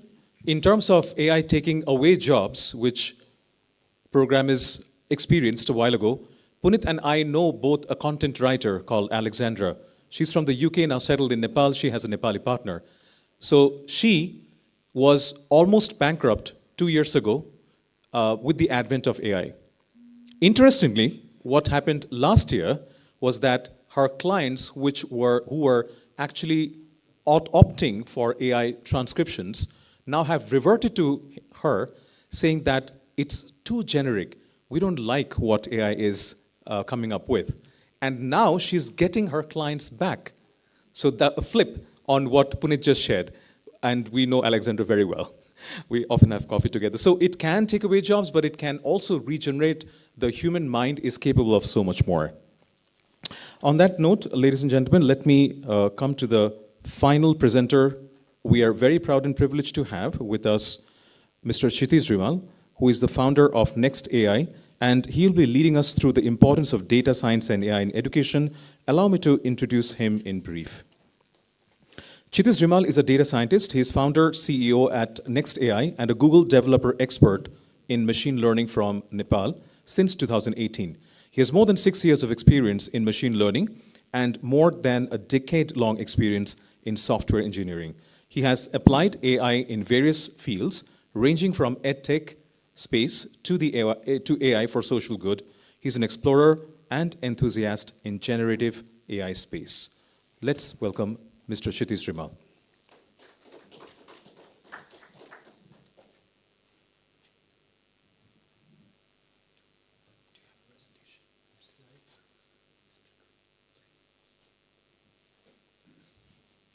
Hello, everyone. Thank you so much for having me. Okay. So, मेरो topic चाहिँ importance of data science AI थियो, तर मैले अलिकति tweak गरेको छु र since we are talking about AI in a generative space this days, so generative AI in edtech भनेर चाहिँ अलिकति मोडिफाई गरेको छु, तर थिम कभर गरेको छु यसमा चाहिँ। ब्रिफली मेरो बारेमा भन्नु सरले पनि, so I am a Google developer expert in machine learning since 2018. I was a senior data scientist at Brainly, which is a tech company, for 2.5 years. Recently, my Next AI initiative सुरु गरेको छु. So I'll cover that in a second. सो एकदमै simple agenda छ आजको, time पनि limited भएको भएर. सो generative AI चाहिँ के हो र एडटेकमा कसरी युज हुनसक्छ, यसको लिमिटेसन, सम प्र्याक्टिकल युज केस र कसरी चाहिँ अब अहिलेको एभाइलेबल सोल्युसनलाई चाहिँ हामी कसरी युज गर्न सक्छौँ भनेर अलिकति ब्रिफली मैले कभर गरेको छु. So 2023 was a year for generative AI. त्यसको बिगेस्ट भनौँ न एडिसन भनेको चाहिँ जेमिनाई भन्ने मोडल हो जुन गुगलले रिसेन्टली लन्च गरेको छ. अहिलेसम्म हामीले जेनेरेटिभ एआईको स्पेसमा अलिकति भनौँ न पपुल्यारिटी कमाएको भने चाहिँ ओपन एआईको जिपिटी थियो, तर रिसेन्टली जेमिनाईले चाहिँ डाइरेक्टली कम्पिट गरेको छ ओपन एआईको GPT-4 सित र इन्ट्रेस्टिङली अहिले फ्री पनि छ, सो तपाईँहरू ट्राई पनि गर्न सक्नुहुन्छ. त्यो मात्रै नभइकन धेरैवटा कम्पनीहरूले वर्ल्ड वाइड चाहिँ एडटेकको स्पेसमै जेनेरेटिभ एआईलाई चाहिँ इन्क्लुड पनि गरेको छ आफ्नो प्रडक्टमा. And this is why 2023 was such an important year for generative AI. अब मैले धेरैचोटि जेनेरेटिभ एआई भने, तर यो हुन चाहिँ के हो? सो इनफ्याक्ट अहिले हामीले सबै स्पिकरहरूले मोस्टली जब एआईको बारेमा कुरा गरिरहेको छौँ, इनफ्याक्ट हामीले जेनेरेटिभ एआईको बारेमा कुरा गरिरहेको छौँ. So text generation, image generation, video generation, sound generation र यो सबै कुरा नेचुरल ल्याङ्ग्वेजको फर्मबाट कम्युनिकेट गरेर गर्न सकिन्छ. यसको एउटा इम्पोर्टेन्ट एलिमेन्ट भनौँ न जेनेरेटिभ एआईको, त्यसलाई एलएलएम भनिन्छ, लार्ज ल्याङ्ग्वेज मोडल. त्यसले चाहिँ हामीले जे लेख्छौँ नेचुरल फर्ममा त्यसलाई बुझेर इन्टरप्रेट गरेर जेनेरेट गर्ने काम गरिदिन्छ. र इनफ्याक्ट जेनेरेट मात्रै नभइकन यो यति डेभलप भइसकेको छ कि क्लासिफिकेसन, ट्यागिङ, एक्सट्र्याक्सनहरू पनि हामीले युज गर्न सक्छौँ. एज एन एक्जाम्पल साइडमा आम नट स्योर सबैले हेर्न सक्नुहुन्छ सक्नुहुन्न, तर त्यहाँ एउटा एक्जाम्पल छ जसले चाहिँ एन्सर जेनेरेट मात्रै गरेको छैन कि तपाईँले कुनै एउटा सेन्टेन्स पढाउनु भने त्यसको इन्टेन्ट क्लासिफाई गरेको छ, सेन्टिमेन्ट क्लासिफाई गरेको छ र यसमा सब्जेक्टहरू के छ भनेर भनेको छ. So it's not just generation but tagging, extraction र इनफ्याक्ट यति इभल्भ भइसक्यो कि हामी मोर देन वान मोडालिटीमा जान सक्छौँ अहिले. सो टेक्स्टको इनपुट मात्रै नभइकन तपाईँ टेक्स्ट र इमेज दुवैले दिन सक्नुहुन्छ. एज एन एक्जाम्पल मैले जेमिनाईकै एउटा मोडल ट्राई गरेर देखाएको छु. यसमा चाहिँ पाटनको फोटो पठाउँदाखेरि र यसमा मैले एउटा क्वेसन सोधेँ, यसमा के छ भन्दाखेरि उसले काठमाडौँको भनौँ न सिमिलर यो चाहिँ काठमाडौँ एरियाको फोटो हो भनेर उसले डिस्क्रिप्सन दिएको छ. सो मोडालिटी पनि एकदम इम्प्रुभ भएको छ. योभन्दा अगाडिसम्म जब हामीले एआईको कुरा गर्थ्यौँ तब चाहिँ हरेक एआई मोडलहरूको एउटा स्पेसिफिक युज केस हुन्थ्यो. जस्तो कुनै मोडलले अब्जेक्ट डिटेक्सन मात्रै गर्थ्यो, कुनैले टेक्स्टको मात्रै हेर्थ्यो होइन. अब चाहिँ जेनेरेटिभ एआईले चाहिँ त्यसलाई एक किसिमले मर्ज पनि गरिदिएको छ. नट जस्ट इनपुट आउटपुट पनि उसले दुवै तरिकाले दिन सक्छ. Image generation plus text generation plus classification. So it's र यसले वाइड युज केसहरू पनि कभर गरेको छ, नट जस्ट स्पेसिफिक. सो अहिले जति पनि इन्टरनेटमा इजिली एभाइलेबल मोडलहरू छ त्यसले तपाईँले प्ले गर्नुभयो भने पनि तपाईँले लगभग तपाईँले सोध्ने क्वेसनहरू धेरैलाई एड्रेस गर्न सक्छ. So this is a huge improvement compare to last couple of years भनौँ न. Okay, so edtech, so generative AI एडटेकमा या एजुकेसनमा कसरी युज हुनसक्छ त्यसको लागि म एउटा एक्जाम्पलबाट सुरु गर्छु. र मैले लिमिटेड टाइम भएको भएर धेरै एक्जाम्पल चाहिँ राख्न पाइनँ. सो मेरो विचारमा चाहिँ दुईवटा मेजर कम्पनीहरू छ जसले चाहिँ एडटेकको स्पेसमा जेनेरेटिभ एआईलाई राम्रोसित युज गरेको छ. त्यो एउटा खान एकाडेमी हो अनि अर्को चाहिँ Brainly which I was also part of. खान एकाडेमीले खान मिगो भन्ने एउटा आफ्नो एआई बट या एसिस्टेन्ट लन्च गरेको थियो जसले चाहिँ यसको एउटा इन्ट्रेस्टिङ कुरा अपार्ट फ्रम भनौँ न कोचको जस्तो कुरा गर्न सक्ने, एसिस्टेन्टको जस्तो कुरा गर्न सक्ने, यसले चाहिँ एउटा कुरा इम्पोर्टेन्ट कुरा केमा इम्फेसिस गर्यो भन्दाखेरि तपाईँहरूले पनि सुन्नुभयो होला, जब ओपन एआईले लन्च गरे च्याट जिपिटी यिनीहरूले धेरै युनिभर्सिटीहरू कलेजहरूले चाहिँ यसलाई ब्यान गर्नुपर्छ, यसले चाहिँ चिटिङमा हेल्प गर्यो, स्टुडेन्टहरूले एफर्ट दिएन भनेर आएको थियो होला न्युज. तर खान एकाडेमीले चाहिँ इनफ्याक्ट यस्तो स्टुडेन्ट बनायो जसले गर्दाखेरि चाहिँ यदि स्टुडेन्टले चिट गर्नु खोज्यो भने चाहिँ चिट उसलाई चाहिँ कसरी डाइरेक्ट गरिदिने चिट नगर्नेतिर त्यसमा चाहिँ हेल्प गर्नमा उसले फोकस गरेको छ. So this is very impactful. र एआईलाई चिटिङ गर्ने टुल मात्रै नभइकन इनफ्याक्ट लर्निङ टुलमा कन्भर्ट कसरी गर्नेमा उसले चाहिँ अलिक बढी एफर्ट दिएको छ. अर्को भनेको ब्रेन्डली. सो यसमा चाहिँ दुई तिनवटा युज केसहरू कभर भएको छ. एउटा भनेको चाहिँ ह्यान्ड रिटन सोल्युसनहरूलाई स्क्यान गरेर डिजिटाइज गरेर त्यसको एन्सरलाई दिन सक्ने. जस्तो कुनै पनि स्टुडेन्टले आफ्नो पिस अफ पेपरमा क्वेसन लेखेको छ भने फोटो खिचेर त्यसलाई डिजिटाइज गरेर यसको एन्सर दिने. यो भनेको चाहिँ युजल युज केस हो, पहिला पनि हामीले हेरेकै नै थियौँ.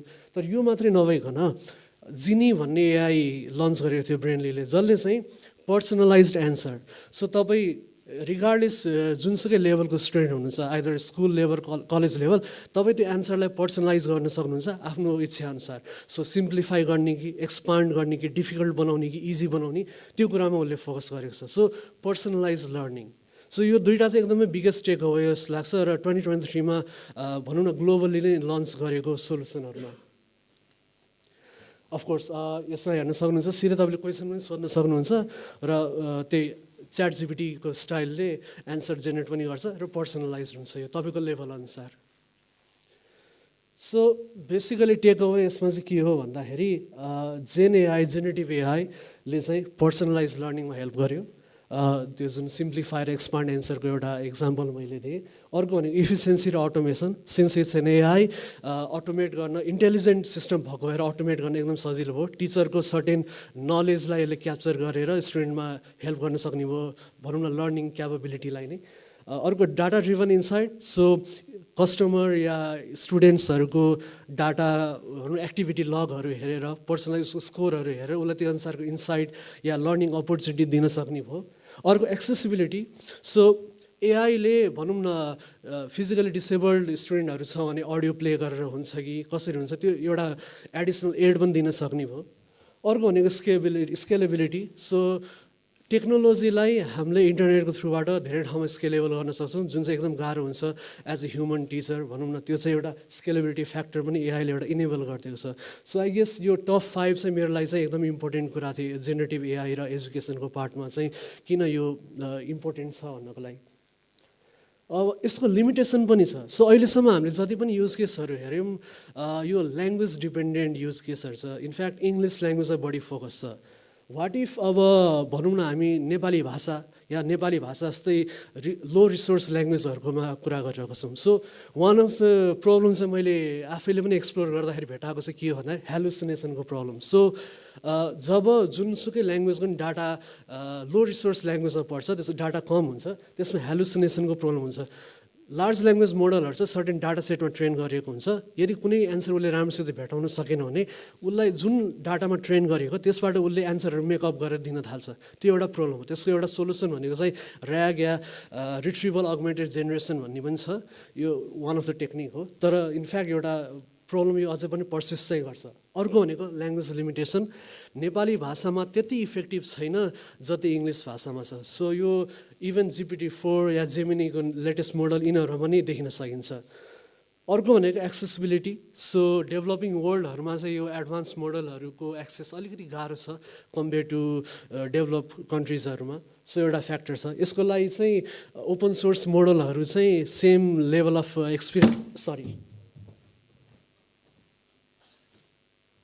यसको लागि चाहिँ ओपन सोर्स मोडलहरू चाहिँ सेम लेभल अफ भनौँ न टेक्निकल एक्सपर्टिजमा आउनु जरुरी छ, तर अहिलेसम्म आइसकेको छैन। सो एउटा टेक्नोलोजिकल लिमिटेसन भनौँ ओपन सोर्स मोडलको, जुन चाहिँ GPT-4 को लेभलमा पुग्न सकेको छैन। त्यसले गर्दाखेरि पनि यो एक्सेसिबिलिटीको प्रब्लम स्टिल पर्सिस्ट गर्छ।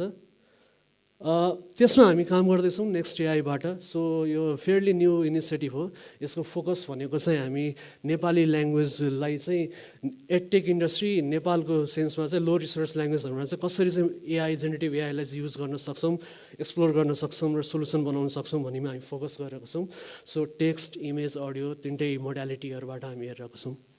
सो अहिले मैले धेरै कुरा सेयर गर्न सक्दिनँ किनभने फेयरली न्यू इनिसिएटिभ भएर होपफुली धेरै चाँडै म यसको केही रिजल्टहरू देखाउन सक्छु होला।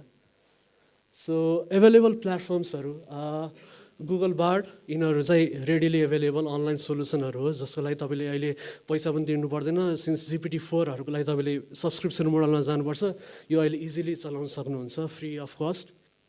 तपाईँ डेभलपर हो भने आफ्नो प्रोडक्टमा इन्कर्पोरेट गर्न चाहनुहुन्छ भने एपिआईहरूबाट पनि तपाईँले यो फ्री अफ कस्ट अहिले चलाउन सक्नुहुन्छ। यो गुगल एआई स्टुडियो भन्ने छ, लेटेस्ट मोडल तपाईँले चलाउन सक्नुहुन्छ। अर्को भनेको ओपन सोर्स मोडलहरू पनि छ जस्तै मिस्ट्रल एआई, लामा 2, यिनीहरू पनि सम लेभल अफ पर्फर्मेन्स 3.5 कोमा छ, तर स्टिल 4 को लेभलमा चाहिँ छैन। तपाईँले कुनै आफ्नो डाटा युज गरेर फाइन ट्युन गर्नुपर्ने हुन्छ यसमा चाहिँ। मैले यो नामहरू जुन भने अब जेनेरेटिभ एआईको स्पेसमा न्यू भएकोहरूलाई अलिक गाह्रो होला, तर बेसिकली यो चाहिँ लार्ज ल्याङ्ग्वेज मोडल जुन अहिले मैले मेन्सन गरेँ नि तिनीहरूको एक्जाम्पलहरू हो। सो जति पनि सोलुसनहरू हामीले हेरेका छौँ बार्ड च्याट जिपिटी यिनीहरूले चाहिँ यस्तो टाइपको एलएलएमहरू चाहिँ अन्डर द हुड युज गरेर आफ्नो सोलुसनहरू एन्सरहरू जेनेरेट गर्छ सो ओपन एआई च्याट जिपिटीले चाहिँ GPT-4 युज गर्छ या GPT-3.5 युज भने गुगलको बार्डले यो जेमिनाई भन्ने मोडल युज गर्छ त्यस्तै गरी तपाईँले ओपन सोर्स मोडलहरू पनि हेर्न सक्नुहुन्छ लामा 2 यिनीहरू चाहिँ मेटा फेसबुककोले प्रोभाइड गरेको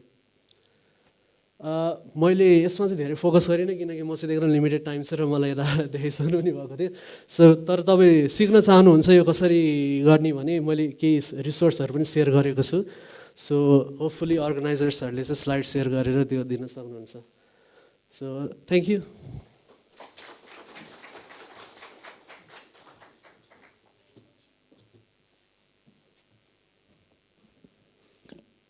Thank you, Kshitiji. That was really informative. I think the one takeaway from me was from cheating tool to learning tool, because that is something that we really, really struggled with. And I would really like to thank all the 4 presenters. They are fantastic resource people. From Rishabh sir, who talked about his practical applications in colleges as to how he develops lesson plans, how he talks to students at the engineering colleges that he teaches, to Jerry reaching out to the government and to organizations in terms of what kind of support Singapore and lateral robotics can provide, to Kshitij's generative AI tools, and the interesting stories that Mr. Punit shared with us as to how artificial intelligence can take away jobs, and we need to be ready, from going for static curriculums to augmented curriculums, hopefully in the near future. It's time for our panel discussion now. I think we have a very, very powerful panel. But before we start the panel discussion, I'd like to acknowledge the presence of Dr. Rabindra Prasad Dhakal, who is the Secretary at NAS. Welcome, sir. Thank you so much for making it.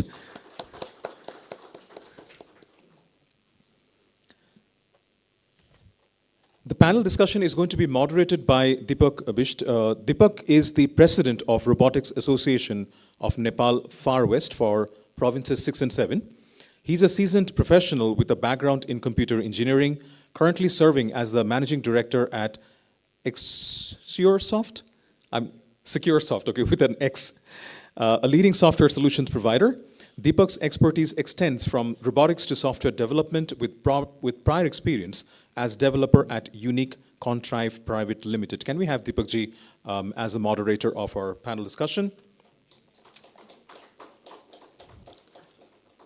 Now, as I call out the names of the panelists, I would like them to come and take their seats, please. We have in our panel Sushil Upreti. Mr. Upreti holds a master's degree in information technology, MPhil in STEAM education, and is the coordinator and leader of the Google Educators Group in Kathmandu. He's the co-founder, Digital and Beyond, Google for Education partner, and a Google for Educators certified trainer. Upreti is visiting faculty, STEAM Department, School of Education, Kathmandu University. He loves to find creative ways to use ICT in STEAM education, making learning more exciting and inclusive for everyone. We have also Mr. Sandeep Sharma. Sandeep Sharma is the principal and director of Adhyan School, who is an innovative educator with a unique blend of experience in technology and education. He has previously worked in the communication and aerospace industries in the US for 5+ years before venturing into the education space in Nepal, bringing design thinking and technology to the forefront at Adhyan. He has also pioneered Reggio Emilia to early childhood education in Nepal. He is a member at the ICT Development Committee in FNCCI, member of CNI Education Council, and an executive member of NYEF Kathmandu chapter. He received his BS in electrical engineering from Virginia Tech and MS in systems engineering and project management from Johns Hopkins University. We have Mr. Sijan Shrestha, who is a senior machine learning engineer at Fuse Machines with over 5 years of experience in machine learning, deep learning, and data science projects. Sijan holds a master's degree in computer systems and knowledge engineering and demonstrates proven expertise in end-to-end model development and deployment. We have Mr. Alok Khatri. Alok is a certified coach and has an MSc in data science. He is pursuing a PhD in transformative business leadership and is passionate about leveraging artificial intelligence to fundamentally change how we learn. Alok believes the sector is ripe for innovation and is actively involved in projects that aim to develop or disrupt traditional learning models with AI's transformative power. And joining us all the way from Philippines, we have Dr. Nasratan Zadeh. Nastaran, my apologies, Nastaran Zadeh. Nastaran is a dedicated and passionate expert in the field of mechatronics, robotics, and automation. She is a valuable member of the MRSP since 2019, serving as Vice President of Robotics and currently serving as National President of the Mechatronics and Robotics Society of the Philippines. That is our distinguished panel. Ladies and gentlemen, over to you. Deepak sir, over to you. Let's enjoy the panel discussion. Thank you so much, Niladri sir, for the warm introduction of myself and this distinguished panels.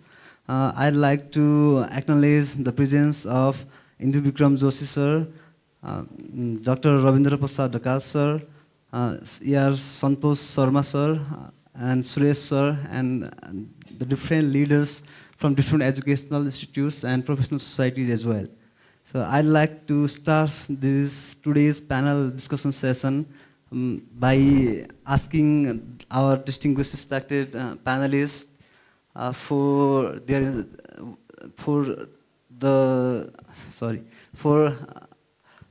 insights on what they are currently doing in the field of AI, artificial intelligence. I'd like to move over to Sandeep sir first.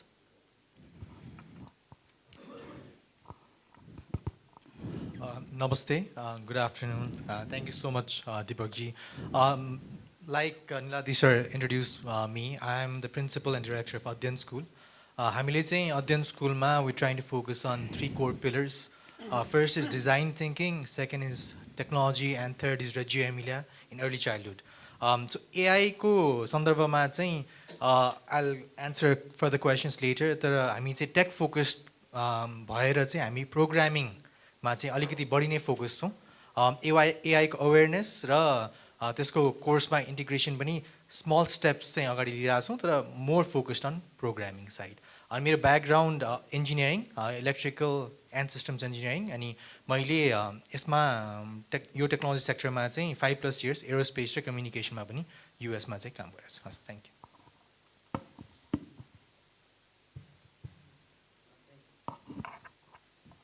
Thank you so much, Sandeep sir.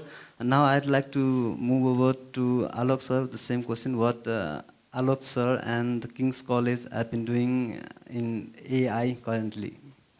Hello everyone, very happy to be here, and especially the last 2 talks like really blew away my mind, especially with the kind of application that is there. Right now at King's College, we're building a program called AI for Growth. This program is being built in collaboration with NAMI, one of the biggest research centers that is housed in Nepal. With this program, we want to democratize AI education. It's a very digital first platform. The class is actually happening right now, and I was talking to the people right now. So with this program, we want to address the students, we want to address businesses, and people from all walks of life who want to get into AI education. We have made it digital first because we want to have that accessibility, and then more information on that maybe in the networking sessions. Apart from that, I also work in a stealth mode mental health education startup that is also trying to use AI to democratize mental health education. Very early days for that, but then yes, very exciting times for that as well. Thank you so much, Alok sir. Moving forward, I'd like to move over to Sushil Upreti sir. With your experience on tech and integration of ICT with education, what are you currently doing, what you have been doing with AI in your current days? Thank you, Deepakji. Namaste, everyone. Basically, सरले introduce गराइसक्नुभयो. म चाहिँ अलिकति यो Google फर एजुकेसनसँग associate छु र from the last 12 years. So I've been working in the area of integrating ICT in education meaningfully. I would like to underline the word meaningfully. र त्यो सँगसँगै यो जुन जेनरेटिभ AI को introduce भयो त्यसले चाहिँ कस्तो खालको इम्प्याक्ट पारिरहेको छ त नेपालको कन्टेक्स्टमा र अनि त्यसलाई हामीले कसरी इन्ट्रोड्युस गर्न सक्छौँ अलिकति म चाहिँ कम्युनिटीमा काम गर्छु so I am leading Google educators group Kathmandu त्यो चाहिँ गुगल फर एजुकेसनले फेसिलिटेट गर्छ र अनि म चाहिँ हामी चाहिँ यो कम्युनिटीमा यसको प्रभाव कस्तो छ र यसले भनौँ न हाम्रो पेडागोजीमा करिकुलममा टिचिङ र लर्निङको प्र्याक्टिसेसमा चाहिँ अब के गर्नुपर्ने छ भन्ने हिसाबले चाहिँ गुगल फर एजुकेसनले नै लिएर आएको केही प्रोग्रामहरू छन् एआई लिट्रेसीका त्यसलाई कन्टेक्चुअलाइज गर्दै हामी कम्युनिटीमा गइरहेका छौँ मैले अहिले यति नै भनेँ Thank you so much, Sushil sir. Moving forward, I'd like to move to Engineer Sijan Shresthaji. Sijan sir, can you please briefly tell about what you have been doing and what Fuse Machines as a leading organization in artificial intelligence in Nepal have been doing in the field of AI in education? Thank you, Deepakji. As introduced before, I am currently working as a senior machine learning engineer at Fuse Machines. I've been working there for more than 5 years. So my job role mostly includes applying the solutions, AI-powered solutions to some of the renowned companies in US. And so I'm mostly focused on providing the services to the companies. And apart from that, I also work as a tutor to tutor the students who are willing to learn machine learning, deep learning, and all the stuff through the AI fellowship that's been provided by Fuse Machines to all the students. Yeah, so that's all. Thank you so much, Sijanji. Moving forward, I'd like to move to our next panelist, Dr. Nastaran Nazar Jade.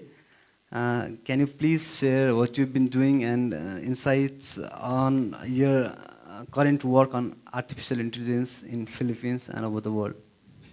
Very well. So, good day to everyone. And a special thanks for Robotic Association of Nepal for inviting me to this prestige event. As of our activities, Mechatronics and Robotics Society of the Philippines is a professional organization, and we are active on developing also competency standard training regulations for mechatronics and robotics. And now that we are more focused on robotics, we are also diving into the field of AI and robotics, also Internet of Things that are involved some AI power systems. We work with both industries as well as academia. So for academy, we help them to create a curriculum, tailor their training regulations. We're also working with the government agencies to develop some standards in the field of robotic and AI as well. And we also work with industries itself to provide them consultation, AI solution, particularly for Industry 4.0 and how to leverage AI in different manufacturing process within different sectors. Thank you so much, Dr. Nastaran Nazar.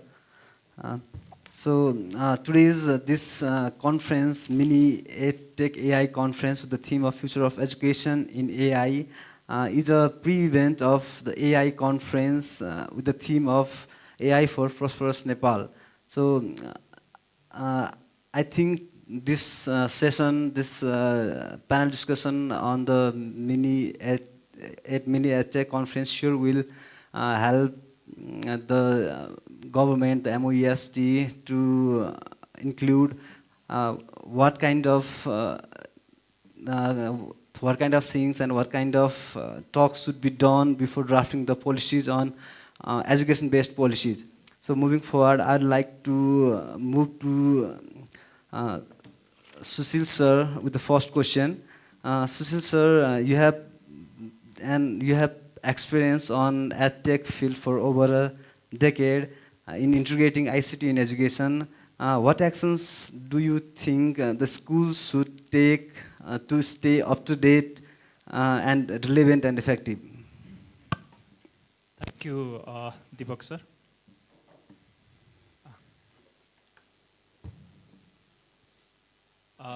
फर्स्टमा चाहिँ मलाई जहाँसम्म लाग्छ यो just मेरो आफ्नो personal पर्सेप्सनकै कुरा गरिरहेको छु मैले so we need to simplify buzzing words like यो स्टिम भन्छौँ अहिले, though I am student of STEM, अनि रोबोटिक्स भन्छौँ, एआई भन्छौँ, एकदमै कन्फाइन्ड, एकदमै थोरै स्कुलहरूको रिचमा मात्रै छ क्या यो।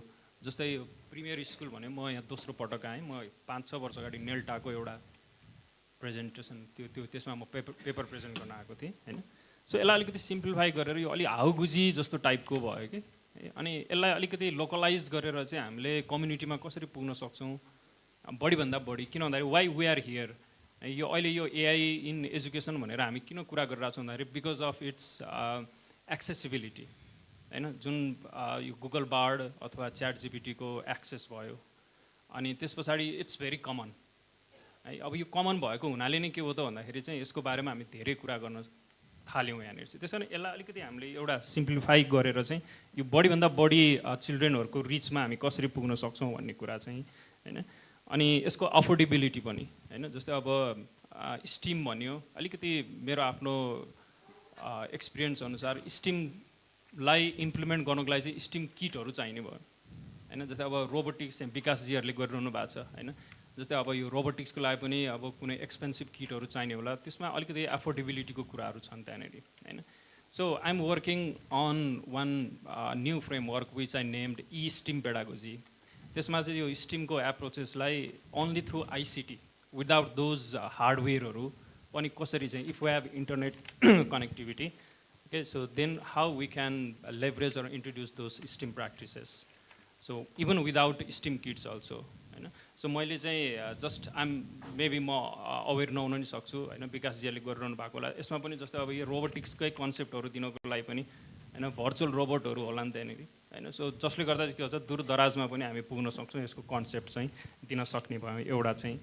सो त्यो सँगसँगै मेरो विचारमा चाहिँ जस्तै अब हाम्रो स्कुलको कुरा गर्नुभयो दिपकजीले, सो फर्स्टमा चाहिँ हामी इन्ट्रोड्युस गर्थ्यौँ कि यो आइसिटी इन्टिग्रेसनको कुरा गर्दाखेरि first we should be digital literate, अनि बिफोर कोभिड होइन we use to use those term we should be digitally literate होइन। कोभिडको टाइममा पनि अब हामी मोर देन 10,000 जति एजुकेटरहरूलाई चाहिँ हामीले सपोर्ट गर्न पायौँ।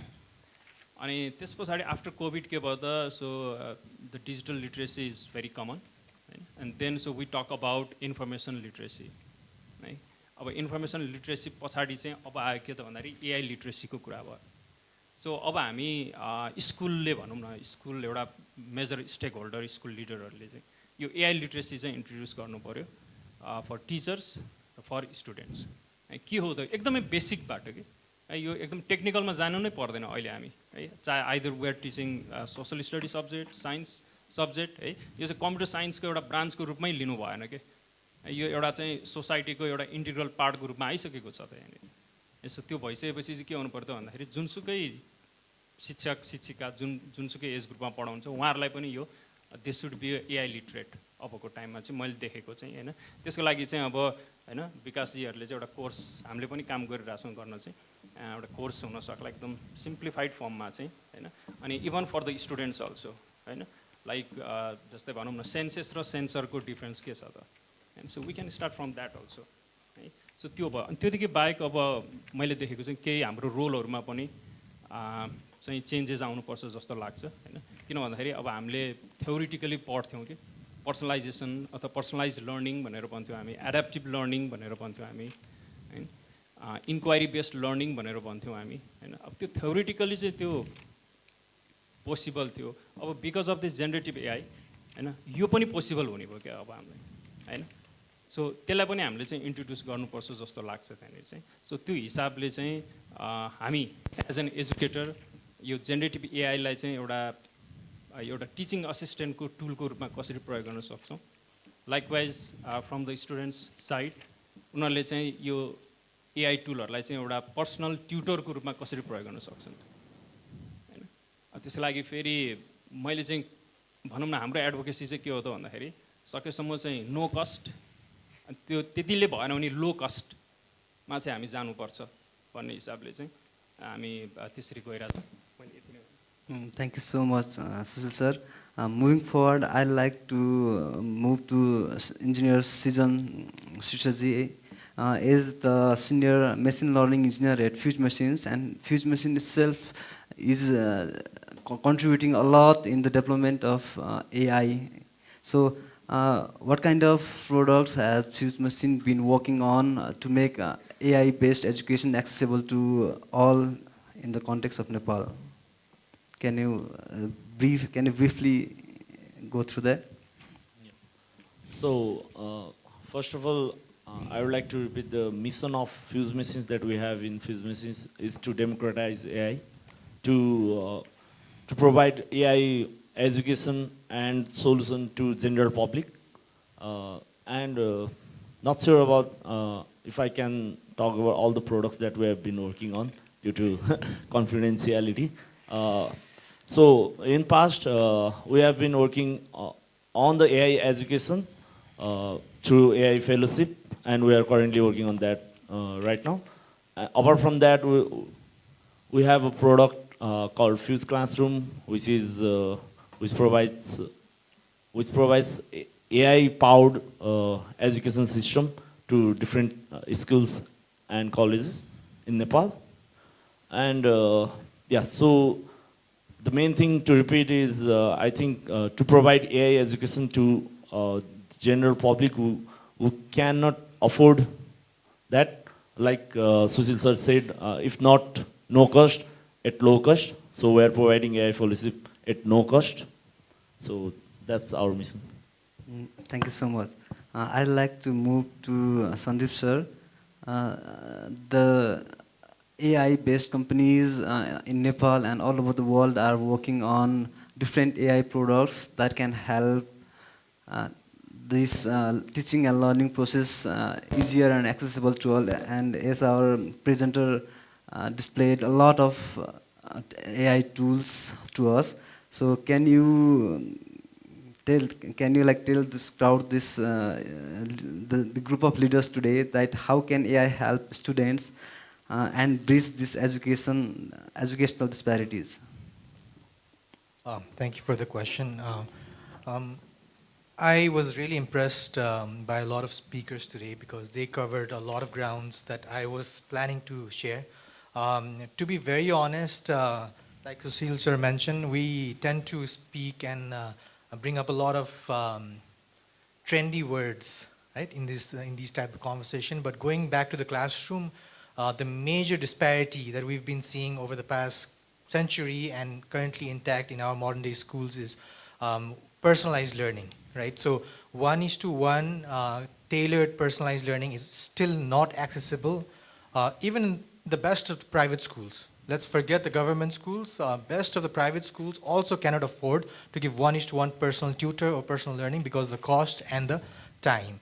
So this generative AI and the future, we don't know, should be tailored towards the AI-powered personalized tutor. And one of the examples that we previously saw was Khan Academy moving into Khanamigo. I was impressed by one of the speakers presenting his product, Programmies. It's something similar to Khanamigo that he's doing. If we can crack that, right, the 1:1 tutoring to be making it accessible to all the students across the world inside the classroom, then I think the digital transformation there's a huge transformation coming in the education space. But it's not easy. It's very expensive to be able to access those technology, especially as we speak, we're in a country like Nepal where a lot of technological advancement is very backward, especially in the rural areas. But being very positive, the disparity, I think a lot of us here are progressive mindset educators, and we know that every students learn at their own pace. Every students learn at the different ways, some learn in visual ways, some learn in listening way, and I think AI is the next wave or the transformation that will make all those disparities go away and make students equally able to learn at their own pace. Let's forget about all the products or all the other products. I think the main focus should be towards AI being used to bridge this disparity within the classroom and, if possible, across the globe and in the rural areas as well. Yeah. Thank you so much, Sandeep sir. I think Titish Rimal sir previously showed implementation of AI-based education system in Khan's Academy. I have been looking up to that as well. So their personalized and amazing strategy to implement AI to provide their phase-based learning system and where they learn according to their pace. That is really amazing. Moving forward, I'd like to move to Nastaran Jade. You have been doing really amazing work in Philippines promoting mechatronics and robotics in education for the upcoming generation of engineers.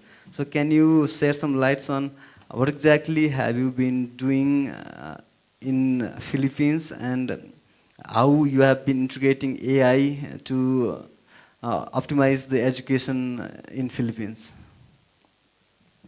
Very well. So I think, as mentioned already by some of the panels and previous speakers, it can be used to personalize curriculum. It can be used as an assessment tool for teachers, faculties to come up with the grading, to come up with the analytics system to check students' progress and so on. But what I want to emphasize here, and especially program that we are trying to do here in the Philippines as well, is train the trainer program. Because before we're talking about implementing it at the schools and have students access to AI, I think there is one step also ahead of that, which is a train the trainer and provide professional development program.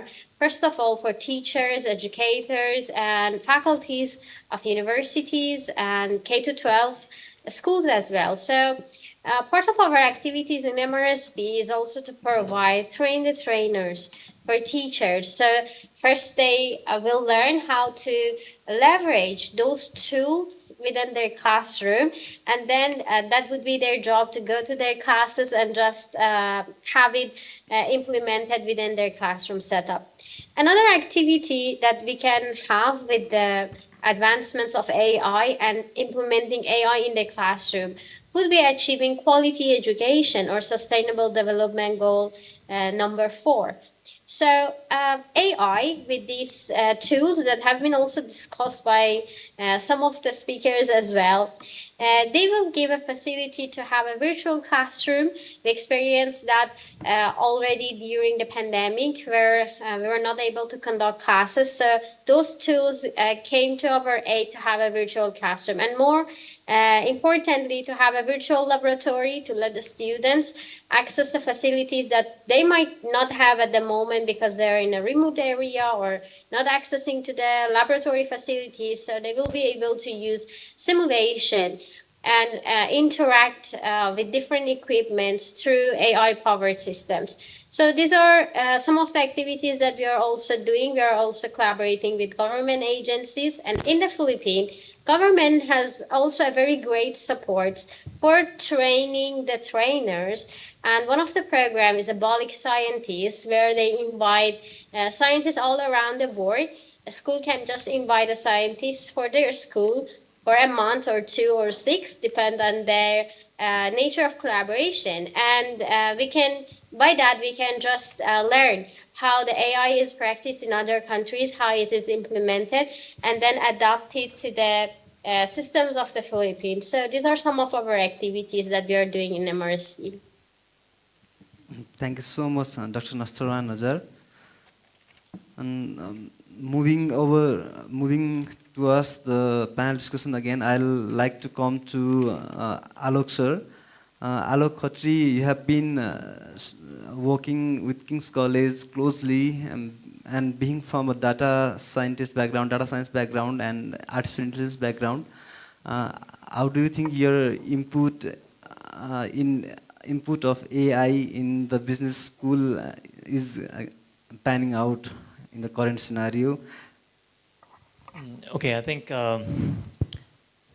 first of all, I think it's a pretty evident fact that the education landscape globally is changing. If you look at even India, India is pretty known for its management education, lovely IIMs, top business schools, but a college called Masters Union takes away all the limelight in the recent times just because they fused management education with tech. King's College has been an organization that's focused incredibly high on value creation and entrepreneurship. And right now, the work that we are doing is to make sure that that happens with business graduates be equipped with tech prowess. What that means is that we don't need everyone to be a coder, but then we need everyone to understand tech. And that is very, very important. And we also need to really see and understand the idea of what decentralization can do to us. Right now, technology is very, very accessible. Content is very, very accessible. Everything is pretty much in our fingertips. So I think our model of operation as a business school at this point of time changes completely, because as they used to say, the fastest way to learn is teaching. I think that's shifting. Probably the fastest way to learn is selling. So you learn something, you create value, and then you sell in the market. And especially with AI, that is very, very possible. I recently came out from teaching my MBA students a class on artificial intelligence, and I was talking to some delegates over here that they built a bot that could do recruitments for an agency. So that pretty much takes away the base level work, as Punita was also mentioning. Some level of work will go away. But the most critical part for us over here is that, and relating back to Alexandra's story, Alexandra lost her job, but then gained back after 2 years. I think decision making is going to be very, very critical. And just like how doctors have a second opinion clinical decision support system, people in organizations, HR, information people, finance people are going to have decision support systems that is based on AI that is going to be a second opinion. So for that, our business graduates need to be able to understand tech first and see AI as a second opinion process rather than a competition in itself, right? But then they also need to be very careful of the point that if they do not have decision making in their current job, that job is going to go away. So that's been our broader focus, and that's why we have built this program called AI for Growth, and then we are building that ecosystem of AI in King's College for our business grads. Thank you. Thank you so much, Alok sir. I'd like to move to Sandeep sir for another question. So we have been lately introduced to the concept of different applications of artificial intelligence like generative AI, grading AI, and AI for administrative use. So how are all these different kinds of artificial intelligence have been being helpful in school education system for learning and educational purposes? And how do you think other institution beyond like Adyan schools, but like because Adyan school has doing really great, and I really like the theme where we learn to innovate. So how do you think the other educational institutes should adapt all these new AI models? Thank you. Thank you again for the question. So I think we all know that the AI or generative AI and all the other technological tools that will come in the future, I think they'll all end up becoming in the education space as a productivity tool. So for the teachers at Adyan and other institutions, I'm sure they're also adapting. They're taking small steps toward making ChatGPT or something else a productivity tool so that they can focus on the most important thing, at least in K-12, right? So until K-12, the most important thing that teachers can do is give the engagement part inside the classroom to the students. So they're not the teachers anymore, they're co-learners, they're facilitators. So if the generative AI or any other productivity tool takes the portion that takes most of the time that they spend on, like lesson planning, grading, progress reports, etc., then they can focus on the small little challenges that the students are actually facing on a day-to-day basis. And we can actually take a leap towards the future of learning that is blended learning, flipped classroom model. I think that's where we are headed.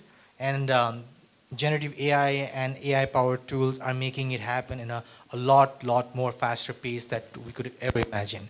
At Adyan, what we also try to do is we try to focus heavily on programming. We don't only encourage and empower our students to learn coding, but we encourage our teachers to learn coding as well. Because in the future, I truly believe, and I think a lot of us here also believe, that the new language, the global language, will be coding, will be programming. Right now, we're learning how to speak in English. Maybe some other language will be dominant in the future. But I think where the world is moving towards, I think coding is a language that all the workforce, all the humans should learn in the future. Because of AI, I think the way we code might change in the future, but we need to know the back end of how these machines or how these things work. So in education as well, it's not only students, I think teachers and educators should also be aware of how these LLMs work and how these technology behind the scene work, so that they can make it easier for the students to grab and understand as well. Because it's not easy, right? We're talking about, if we talk about higher education, it might be a little easy, but if we talk about grade 1, 2, 3, 4 students, it's not easy to convey the message that, hey, this is a programming, you have to code. But teachers at that level also need to be aware of how to facilitate them and how to use all these productivity tools in the day-to-day learning and teaching. Thank you. Thank you so much, Sandeep sir. Thank you so much for the wonderful insights on how the different AI models should be used in our education system. And I'd like to move over to Sushil sir. Can you briefly tell us the practices and the assessment process? Do you expect as the result of AI in the context of Nepal, and why? And please make it short, sir, as we are a bit short on time today. Thank you, Deepak ji.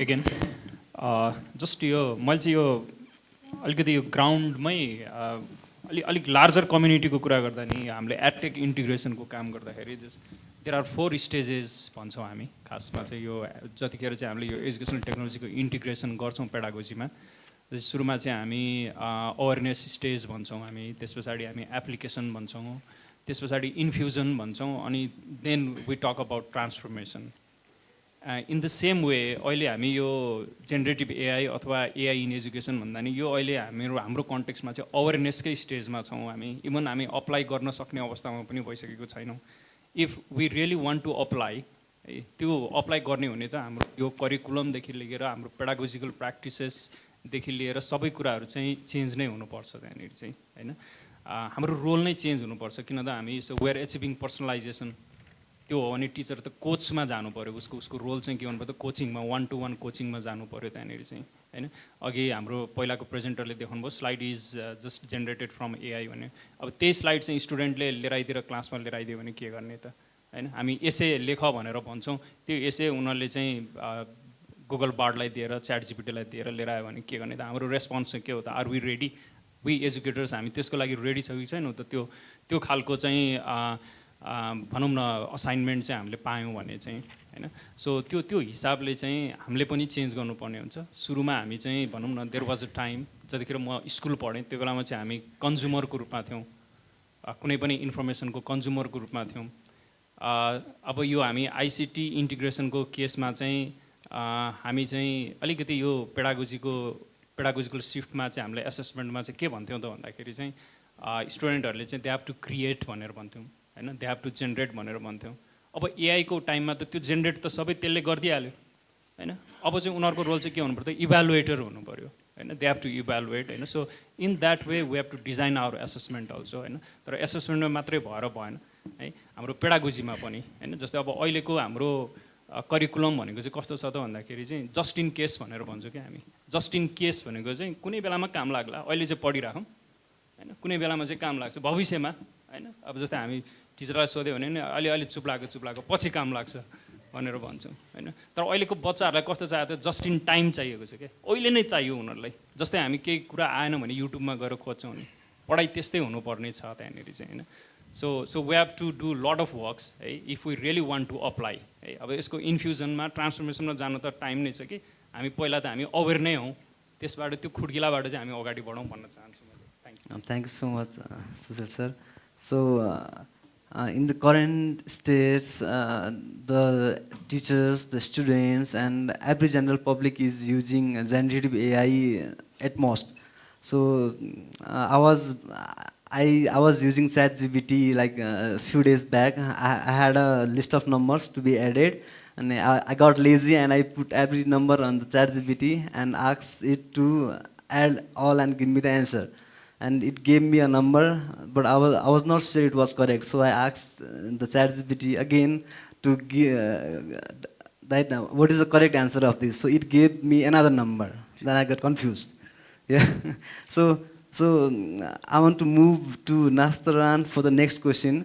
So the use of generative AI is increasing day by day, but there's a biasness or error in the results, because it is not just true or practiced algorithms or practiced articles or data it has been taking. So how could we use AI tools, and where do you think is the line to stop using it to stop the biasness and errors of the AI? Very well, thank you for the question.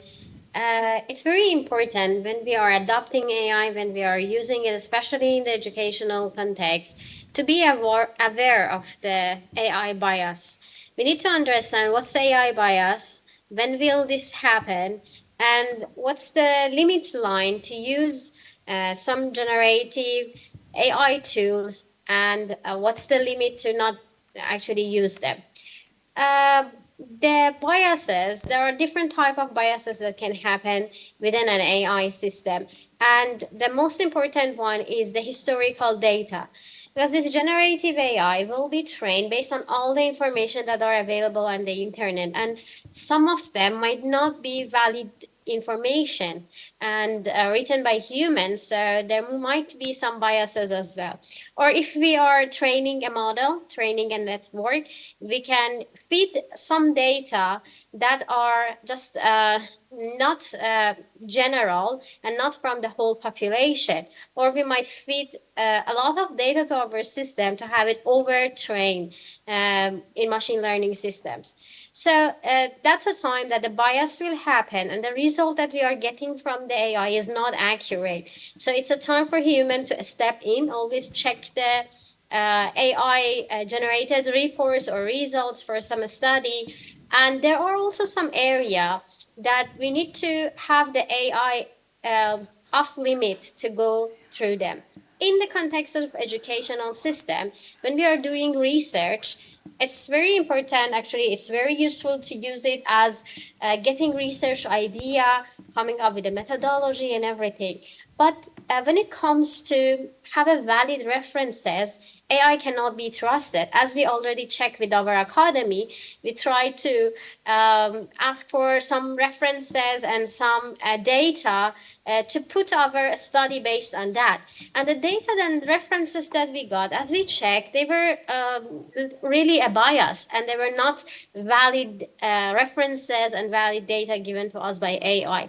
So when we are encouraging students to use these AI tools, it's also very important to give them this awareness that AI cannot be fully trusted in all sectors and all systems. For example, for the justice system, we still cannot let AI to decide. We need the human knowledge. And for research itself, at some level we can use it, but furthermore, we still need to go through the valid references and validate the data that we are getting from the AI. So it's very important to remind the students, educators, teachers, faculties as well to be aware of that and use the AI tools with caution. Another point that I want to mention is AI and robotics, both AI and robotics, are here to augment human capabilities. They're not there to replace fully human interaction within the educational system or any other sector. So that's another important point that we need to keep in mind while we are using AI tools. Thank you so much, Dr. Nastaran. Moving forward, we're a little bit short of time, so I want to wrap this up quickly, I want to move over to Season Shresthaji. Fuse Machine being the largest and topmost AI-based company in Nepal, where do Fuse Machine stand in empowering AI-based education system, and what kind of initiative have Fuse Machine taken, and what kind of AI-based system have already been on the market from the side of Fuse Machines?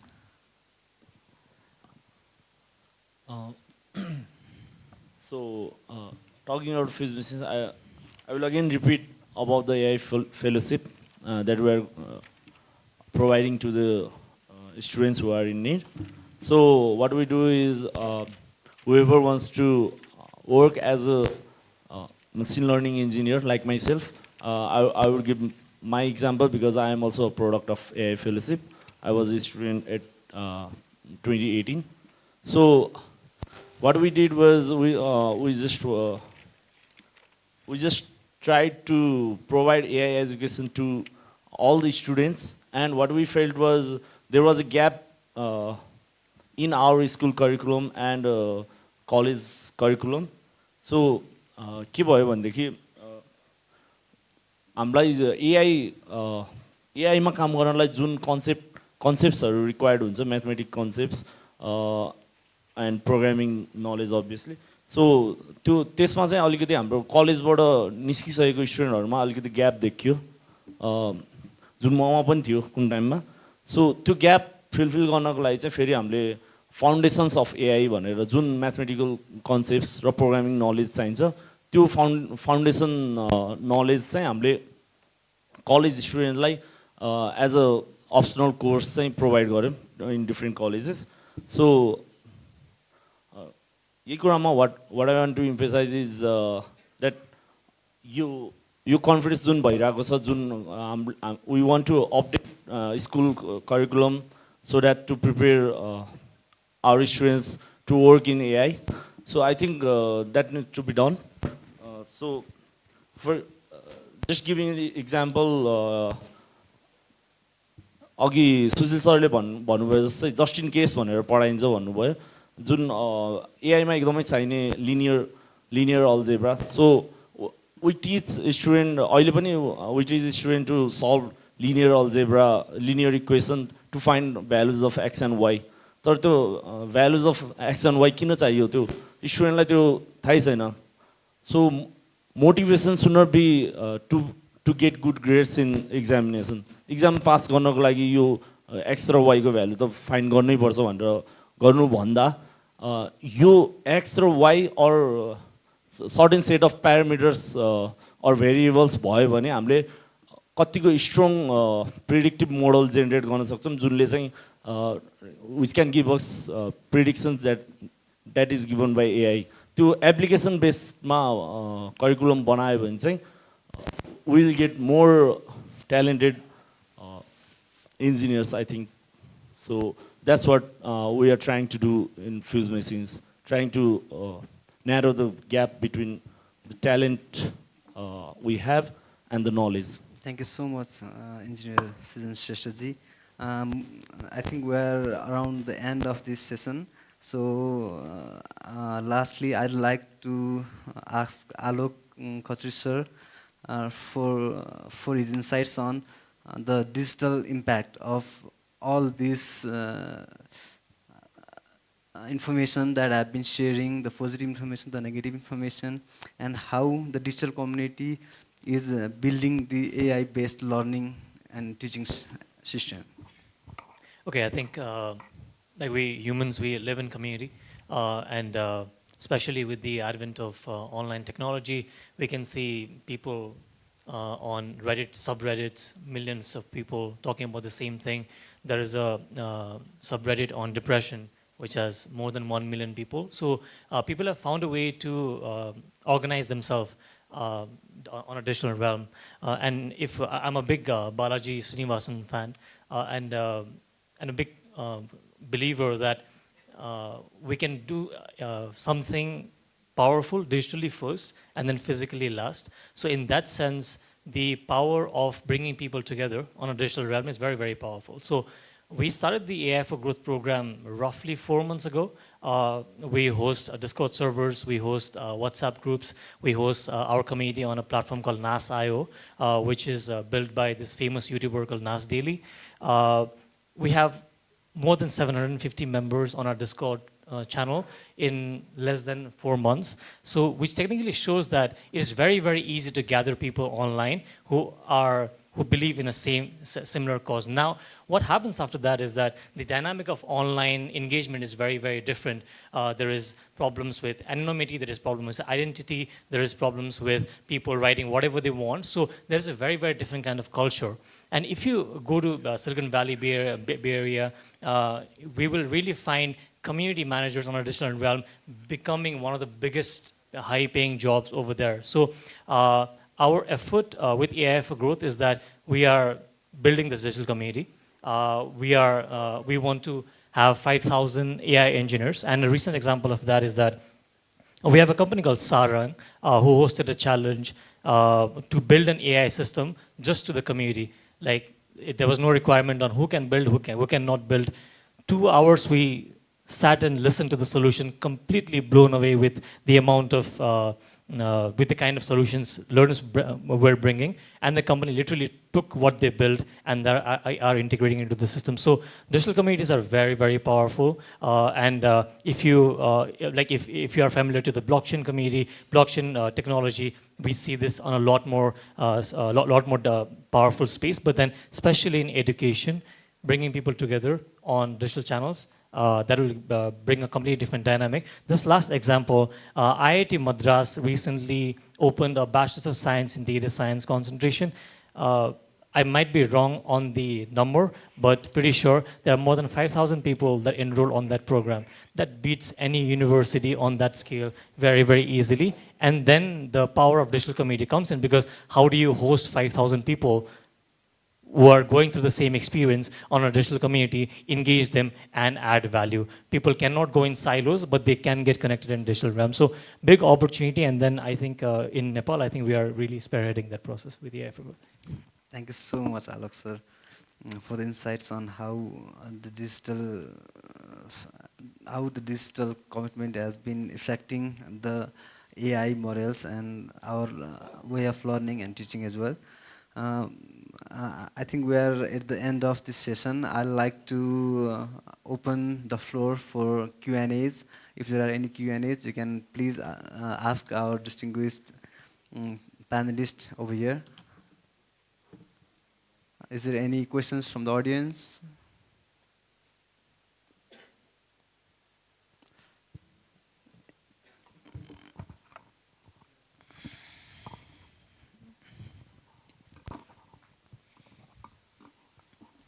First of all, thank you very much for this wonderful program, and I'm thinking a lot.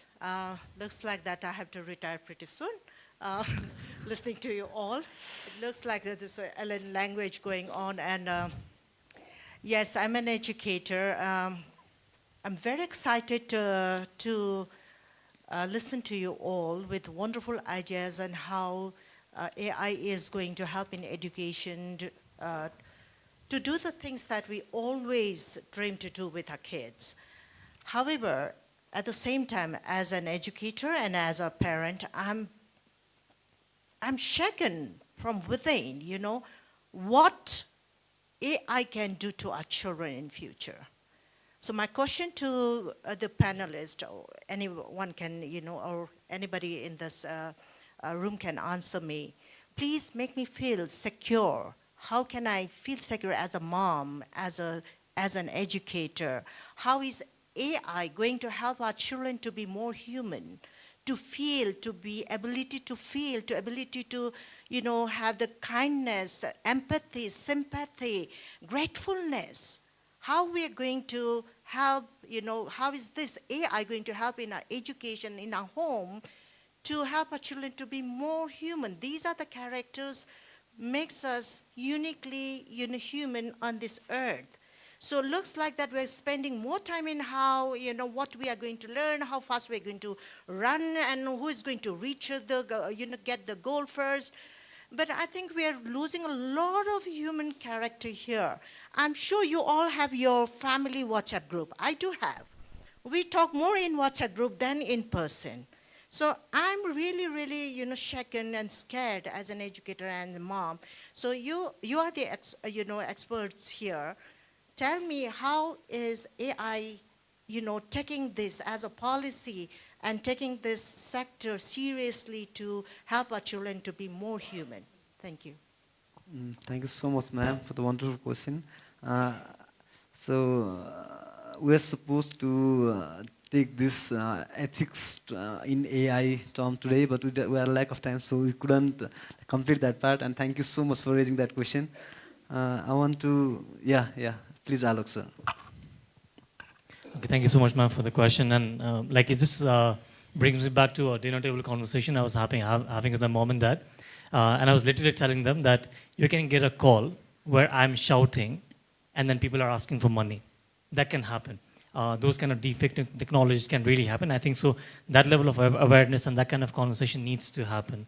I think like when we look at this, as they say, what you resist persists, I think the good is going to come with the evil as well. So things are going to percolate. We are going to have problems. I think at this moment, what takes me back to the PhD experience that I'm having right now. It's the PhD experience in transformative business leadership. And it's been 4 months I'm doing that program. For 4 months, we are being taught compassion, how to breathe, how to understand your body, how to understand the other, how to build powerful teams, how to be more empathetic. So I think what we teach needs to completely change. Let's say when we talk about emotional intelligence, a session on emotional intelligence once in a month probably won't work, because to embody that kind of skill takes a lot of time. So I think the kind of conversations that we need to have, the kind of things that we need to practice on a daily basis needs to shift fundamentally, because as you said, like the fear is real that we might reach a time where we probably will not be equipped to really do what to do with this kind of technology, right? So I think the curriculum needs to shift, more focus on understanding yourself needs to come in curriculum probably on a daily basis, right? So I think being in Nepal, that is probably our competitive edge as well, because with the resources that we have around us, that is probably more doable for us than probably it is for a school in Silicon Valley. So I think that's where we can probably take the leap as well. Thank you so much, Alok, sir. I think Suresh sir is here with another question, and I think this will be the last question for today. Thank you. It was really insightful listening to you all, and to have this very broad set of panels from industry, academia, from school, service provider again, and the engineering as well. So one of my question is what Kshitij explained before. The AI is not fully capable of doing many things. It's still developing. And when we are discussing about AI in education or AI EdTech with AI, are we really ready with the baseline data that where we really want to implement? Because we have a school founder who has an engineering and tech background. We have education background. And mostly I heard that like this discussion is going in the higher end. We are not thinking about, or we haven't thought about it, like, are we really discussing about the students who are from the ECD to the university? Or we are talking about the students who can actually grasp the concept of computer science and these things? Because recently there was 2 papers that I came across. One paper explained that, the comprehension, when we study something. So I checked with BART and this ChatGPT. I found before, when I checked, I found ChatGPT is more powerful than BART. I don't know with the Gemini now. And then I found that they are also bluffing. Bluffing in a sense like they got maybe hallucinations, what Kshitij said before. And I was not really, convinced with what they provided, the data we received. And what data shows that there were 2 incidents. One says that it was a metadata analysis for the education, for the reading, digital reading habits, like leisure habit, that that digital reading is not giving a real impact. It actually has a negative value among lower, school, mid-school or primary schools. it has good impact for high school and university, but it has negative impact to primary and lower secondary schools, right? And again, it says, it is by the University of Valencia in Spain, it says that it doesn't contribute too much to the comprehension of the context. So what we are missing, Season just said that from Fuse Machine, that we need to have people who actually can portray their feelings or their imagination in the piece of paper or in some form of canvas, right? And for that, I think the students, who whatever age they are, or stage of education they are, they need to comprehend what they are studying and the process and send. I think AI, what is doing today is all about training, because we need to give, we had language issues, right? So because we have not trained those AIs with our system. So if we train them, they will try to, it's kind of trainer, technicians.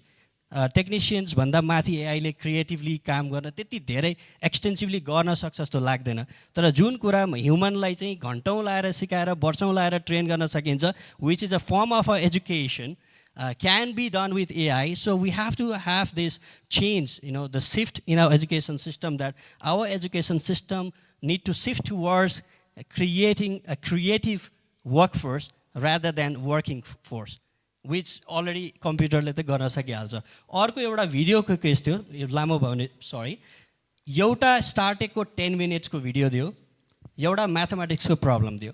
म्याथमेटिक्सको problem हेर्न दिएपछि त्यो same पर्सनलाई दिँदाखेरि एकदमै छटपटाउने, यता फर्किने उता फर्किने गरेर चाहिँ स्टार्टेकमा खासै छैन.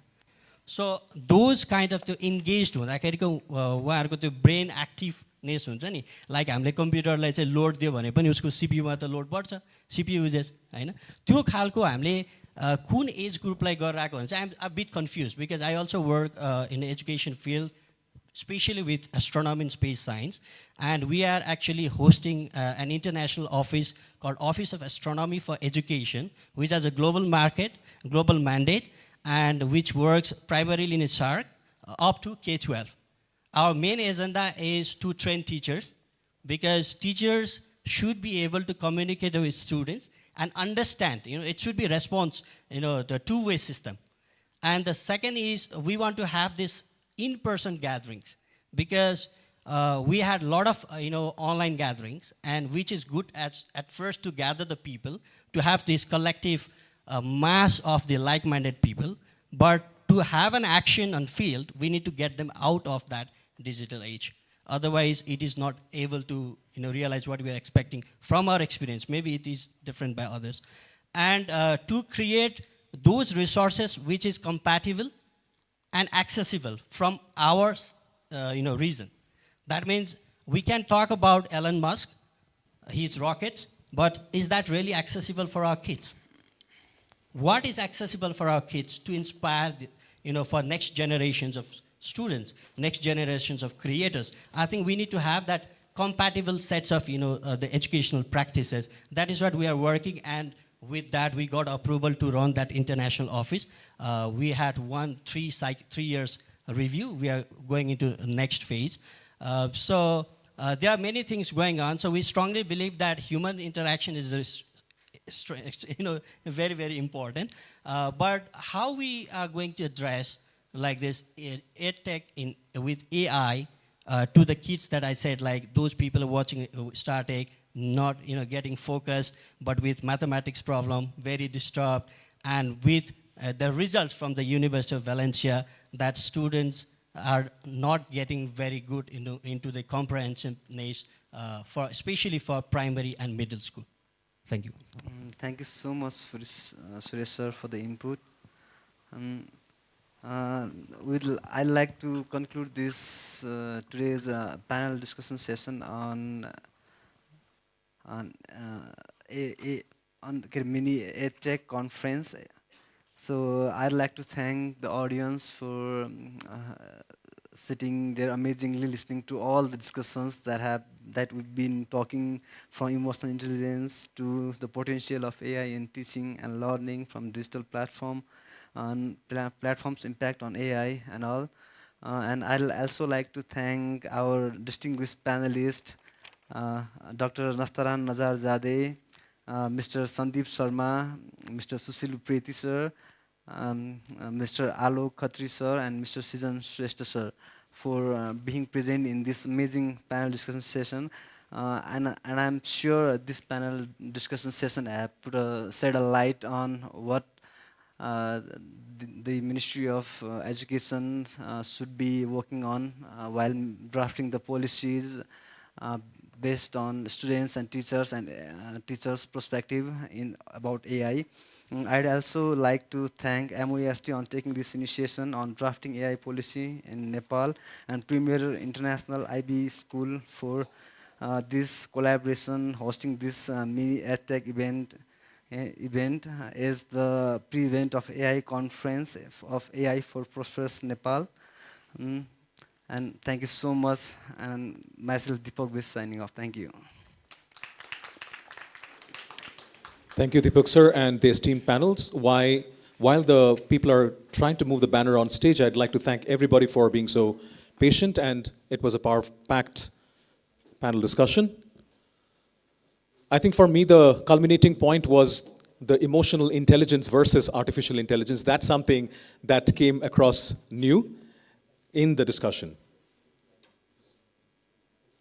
Now, NAST is the apex body of science, technology, and innovation in Nepal, and we're really privileged to have the Secretary, Dr. Rabindra Prasad Thakal, here with us today. I would like to invite Dr. Thakal on stage, but before I do so, I'd like to give you a little bit of his background. Dr. Thakal holds 20 plus years of research experience in biopolymers, functionalization, and characterization of materials, 7 plus years in science and tech management and administration, 2 plus years in ICT education and its management. He has worked in 4 different universities of Japan: Tokyo Institute of Technology, Tokyo University, Saga University, and Miyazaki University. 3 different campuses in Nepal: Tribhuvan, the PN campus, ASCOL, and Central Department, Central Campus. He has received 3 esteemed fellowships: UNESCO Fellowship for Postgraduate Diploma, JSPS Postdoctoral, and JSPS Bridge, and the TWAS Award. Currently, he's serving the nation as the Secretary of Nepal Academy of Science and Technology. Let's put our hands together for his short remarks. We are a little bit stretched on time, so kindly take that in mind. Welcome, sir.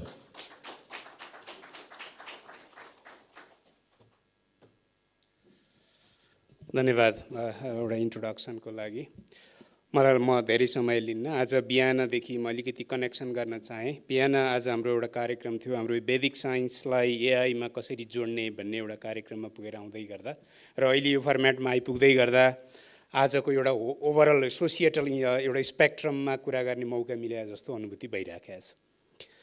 बिहान रुद्राक्षको माला लगाएर हामीले के कुरा गर्यौं भने हामी मण्डलाबाट मण्डप हुँदै यो सोसिएटल डोमेनमा एउटा म्याट्रिक्समा लिएर आएर कसरी एआईले बेस्ट सर्भिसमा कन्ट्रिब्युट गर्न सक्छ भन्ने विषयमा अलि बढी छलफल भएको थियो, त्यो पनि वाल्मीकि विद्यापीठमा।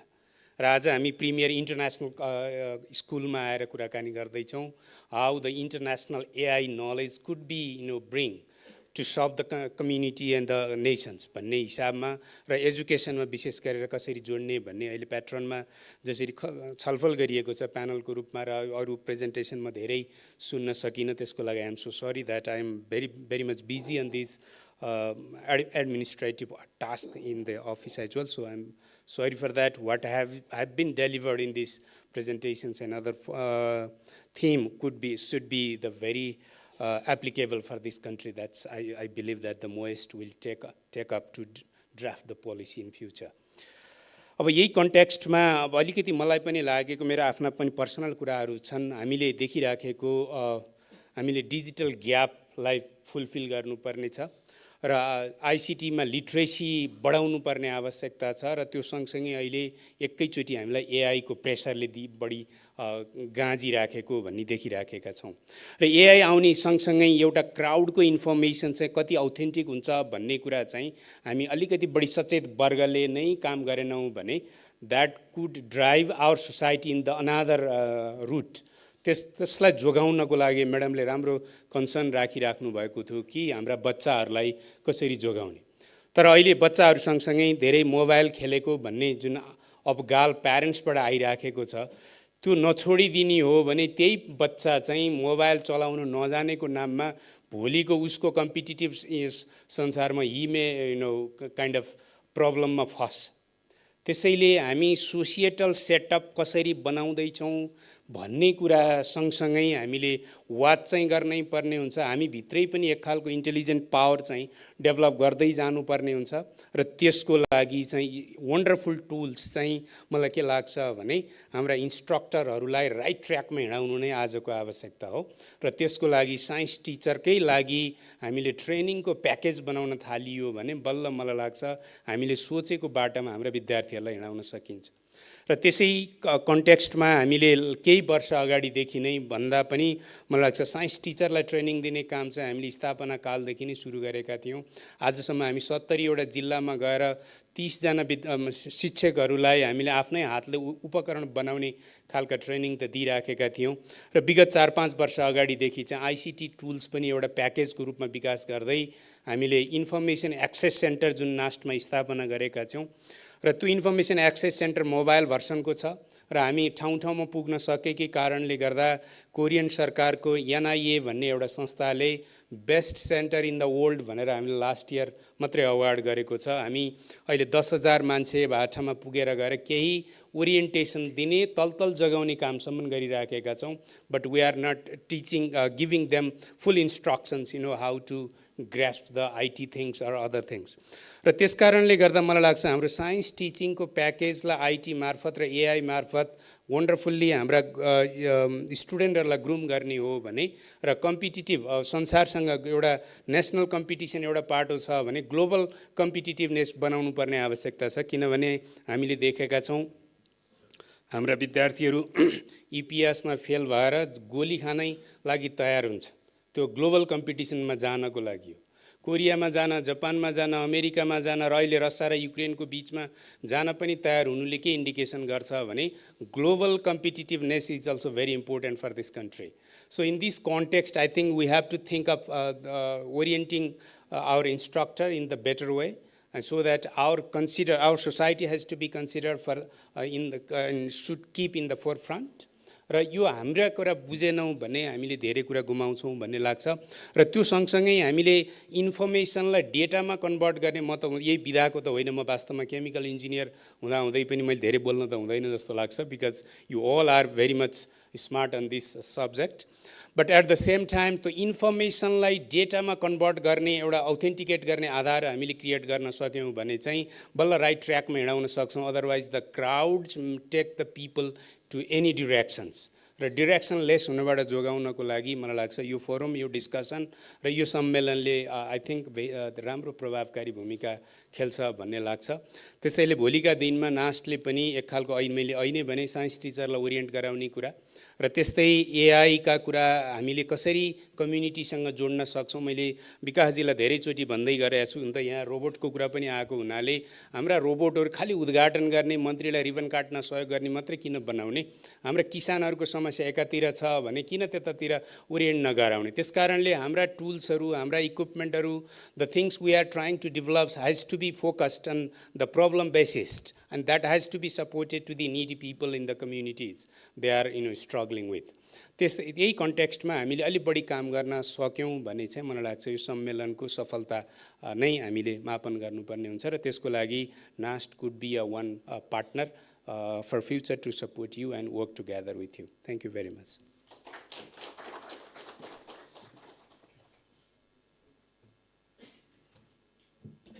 Thank you, Ravinder sir, for your wonderful inputs. We have kind of come to the end of this power-packed conference today, but I take this privilege and a pleasure to introduce you to a wonderful gentleman who's been sitting quiet all throughout the afternoon. He's E.R. Santosh Sharma. Let me allow me to introduce him before he comes over to deliver his closing remarks for today's conference. With over 10 years of dedicated experience in the field of measurement science, research and application, Mr. Sharma holds a master's degree in renewable energy engineering and a bachelor's degree in mechanical engineering from the Institute of Engineering, Tribhuvan University, Nepal. His journey began with an intermediate degree in science from the Institute of Science and Tech in 2003. Currently, he is serving as the Undersecretary Technical in the Science and Technology Division of Ministry of Education, Science and Technology, Government of Nepal, and he also fulfills the role of a Senior Inspector under the Radioactive Substance Utilization and Regulations Act 2020. He is actively engaged in the implementation of the National Science, Technology and Innovation STI Policy 2019, with his focus in leveraging STI for economic growth and productivity, aligning with his keen interest in graduating economics. Let us welcome Mr. Sharma for his closing remarks.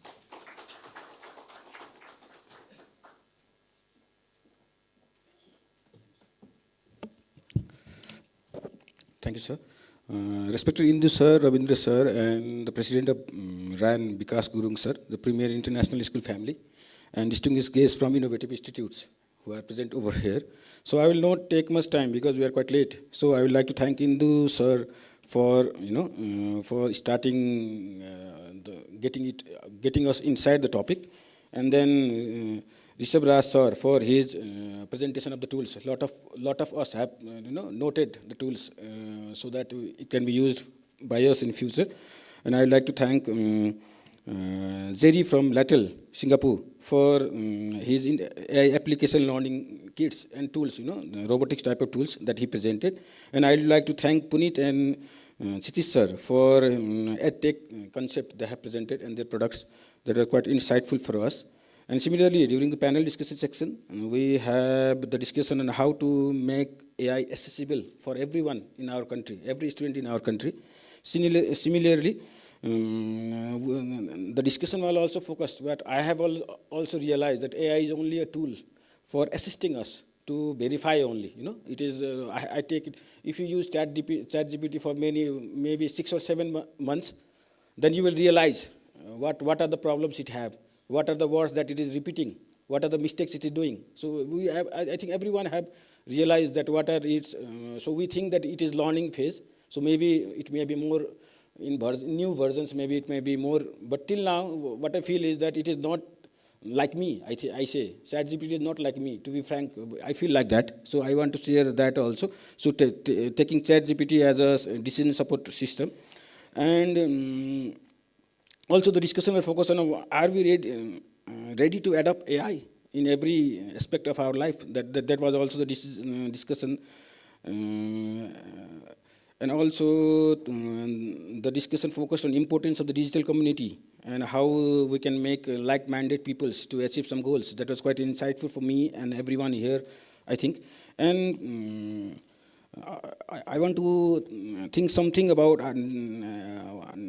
share something about what ministry thinks. Suppose ministry मा साच्चै AI सम्बन्धी मन्त्रालय भनौँ न सरकार involvement गर्न चाहिँ private सेक्टरले खोजिरहेछ कि नै भन्ने चाहिँ हाम्रो एकदम कन्फ्युजन छ के सरकार आएर डिस्टर्ब हुन्छ हाम्रो चलिरहेछ भन्ने हो कि हैन वी तर what we realisation is that हामीले 4-5 वटा पिलर्सहरु आइडेन्टिफाई गरेका छौं के अहिलेसम्म एकदम बेसिक लेभलमा हैन the pillars are suppose education system AI for and in education for पनि एजुकेसन इन पनि एजुकेसन कसरी हाउ हामीले चाहिँ पहुँच बढाउन सकिन्छ कि AI ले हैन AI पढाउने कसरी किनभने आईटी अब हाम्रो चाहिँ म्यानुफ्याक्चरिङ भन्दा ठूलो बिजनेस हुँदैछ भनेर आइराछ नि अब हाइड्रो पावरले के गर्छ जित्देला हैन बिस्तारै तर न्यू जब्स क्रिएट गर्दा हामीले त्यस्तो म्यान पावर रेडी हुन पर्यो भन्नेमा चाहिँ मन्त्रालय एकदम we are quite serious on that हैन कसरी इन्टिग्रेट गराउने के गर्न सकिन्छ हाउ टु प्रमोट भन्ने कुरामा चाहिँ चासो छ हामीलाई अनि AI इथिक्सको कुरा चाहिँ नेपाल जस्तो देशमा गर्न चाहिँ सरकार इन्भल्भ भएर गर्ने बेला भएको छ कि भएको छैन हाम्रो विचारमा भएको छ भन्ने हामीलाई लाग्छ है त्यही भएर चाहिँ हामी त्यही भएर चासो हो यसमा we are trying to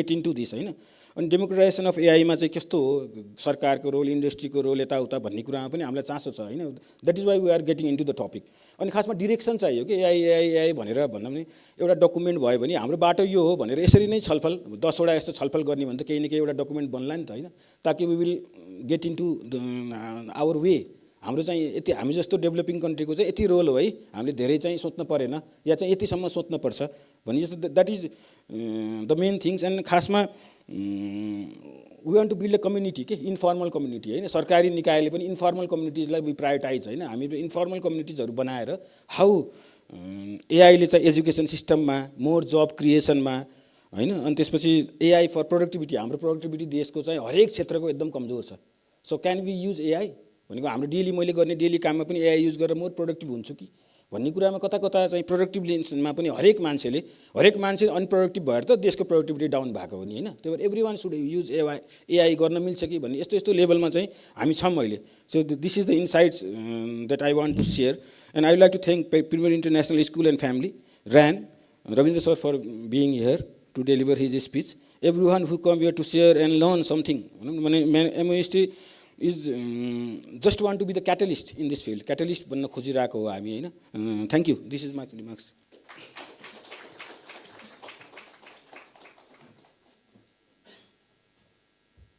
Thank you so, Santosh sir, for so succinctly bringing the entire the conference to an end and a conclusion. I really like the fact that you said that the MOST is trying to be a catalyst and more relying on informal groups rather than formal structures. Plus the idea that the ministry is working on documenting these conferences towards a policy framework. We are going to end the program with two small events, for which the first small event is a token of gratitude distribution to our esteemed panel and speakers. For that, I'd like to re-invite on stage Praveena Thapa ma'am from Premier and Bikash Gurung sir from RAN to do the honors.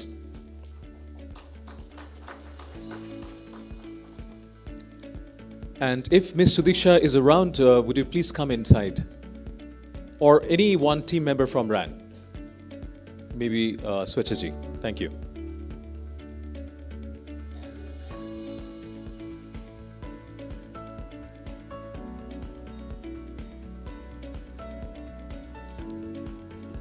If you can kindly be on stage and hand out. Oh, I think the volunteers are already there. Please come.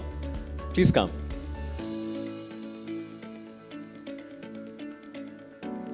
Swechaji, you can be here. You don't have to go downstairs.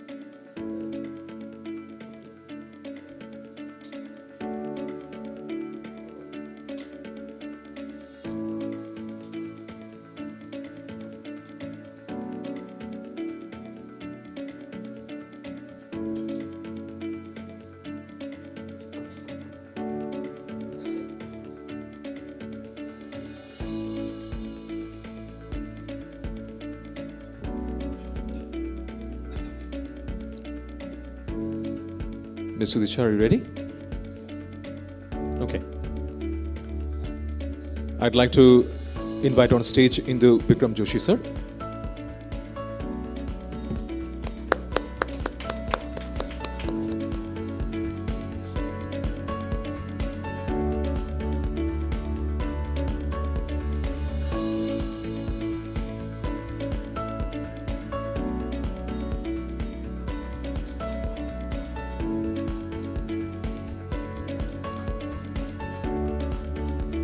Ravindra sir, please.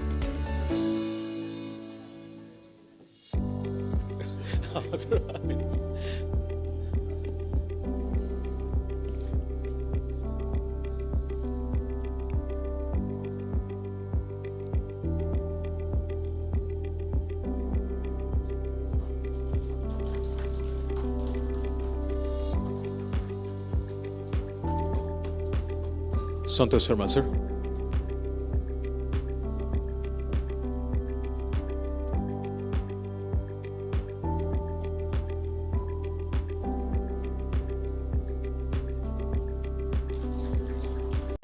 Rishabh Rao, sir.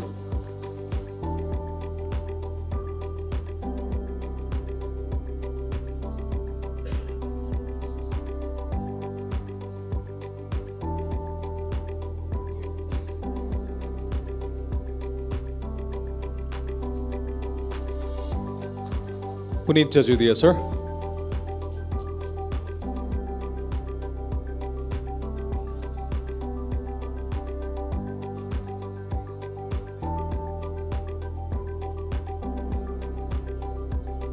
Kshitiz Rimal, sir. I don't see him in the room, so we'll move ahead. Sushil Uprati, sir.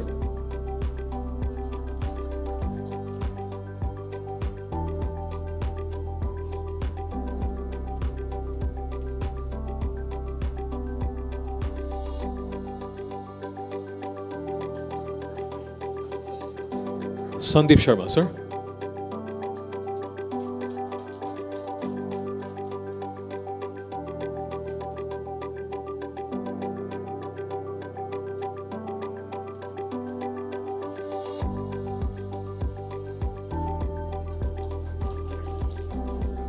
Alok, sir.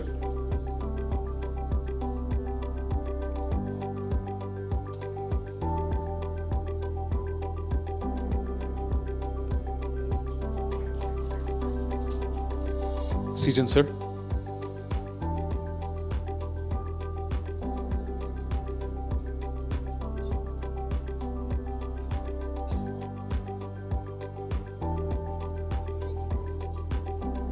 Our panel moderator, Deepak, sir.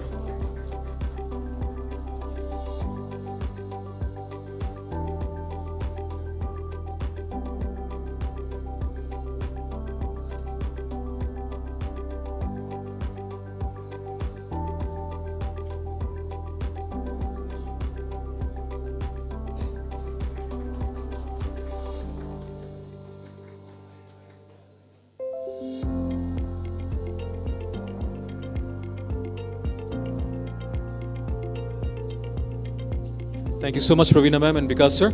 I would like you to stay over, please, because we're doing the final group photo.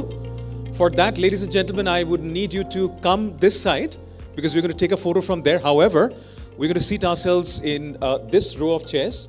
One row of people will be standing just behind the chairs, and one row will be coming up, if that makes sense to you. So we'll have the photograph.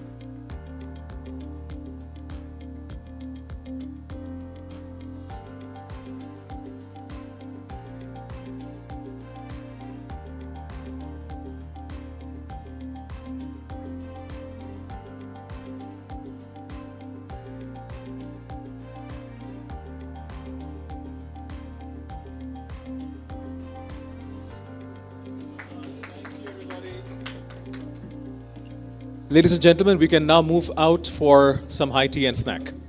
Thank you, everybody. See you outside.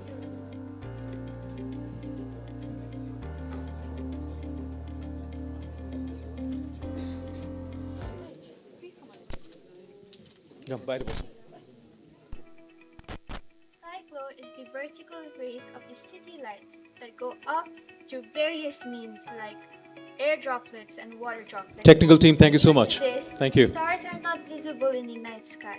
It has been estimated that 83% of the world's people live under the light polluted skies, which is very harmful for both animals and human beings. Basically, cave rovers are those rovers which can be taken to hazardous environments like a cave. So my cave rover can be controlled by any wireless device such as a phone or even a laptop.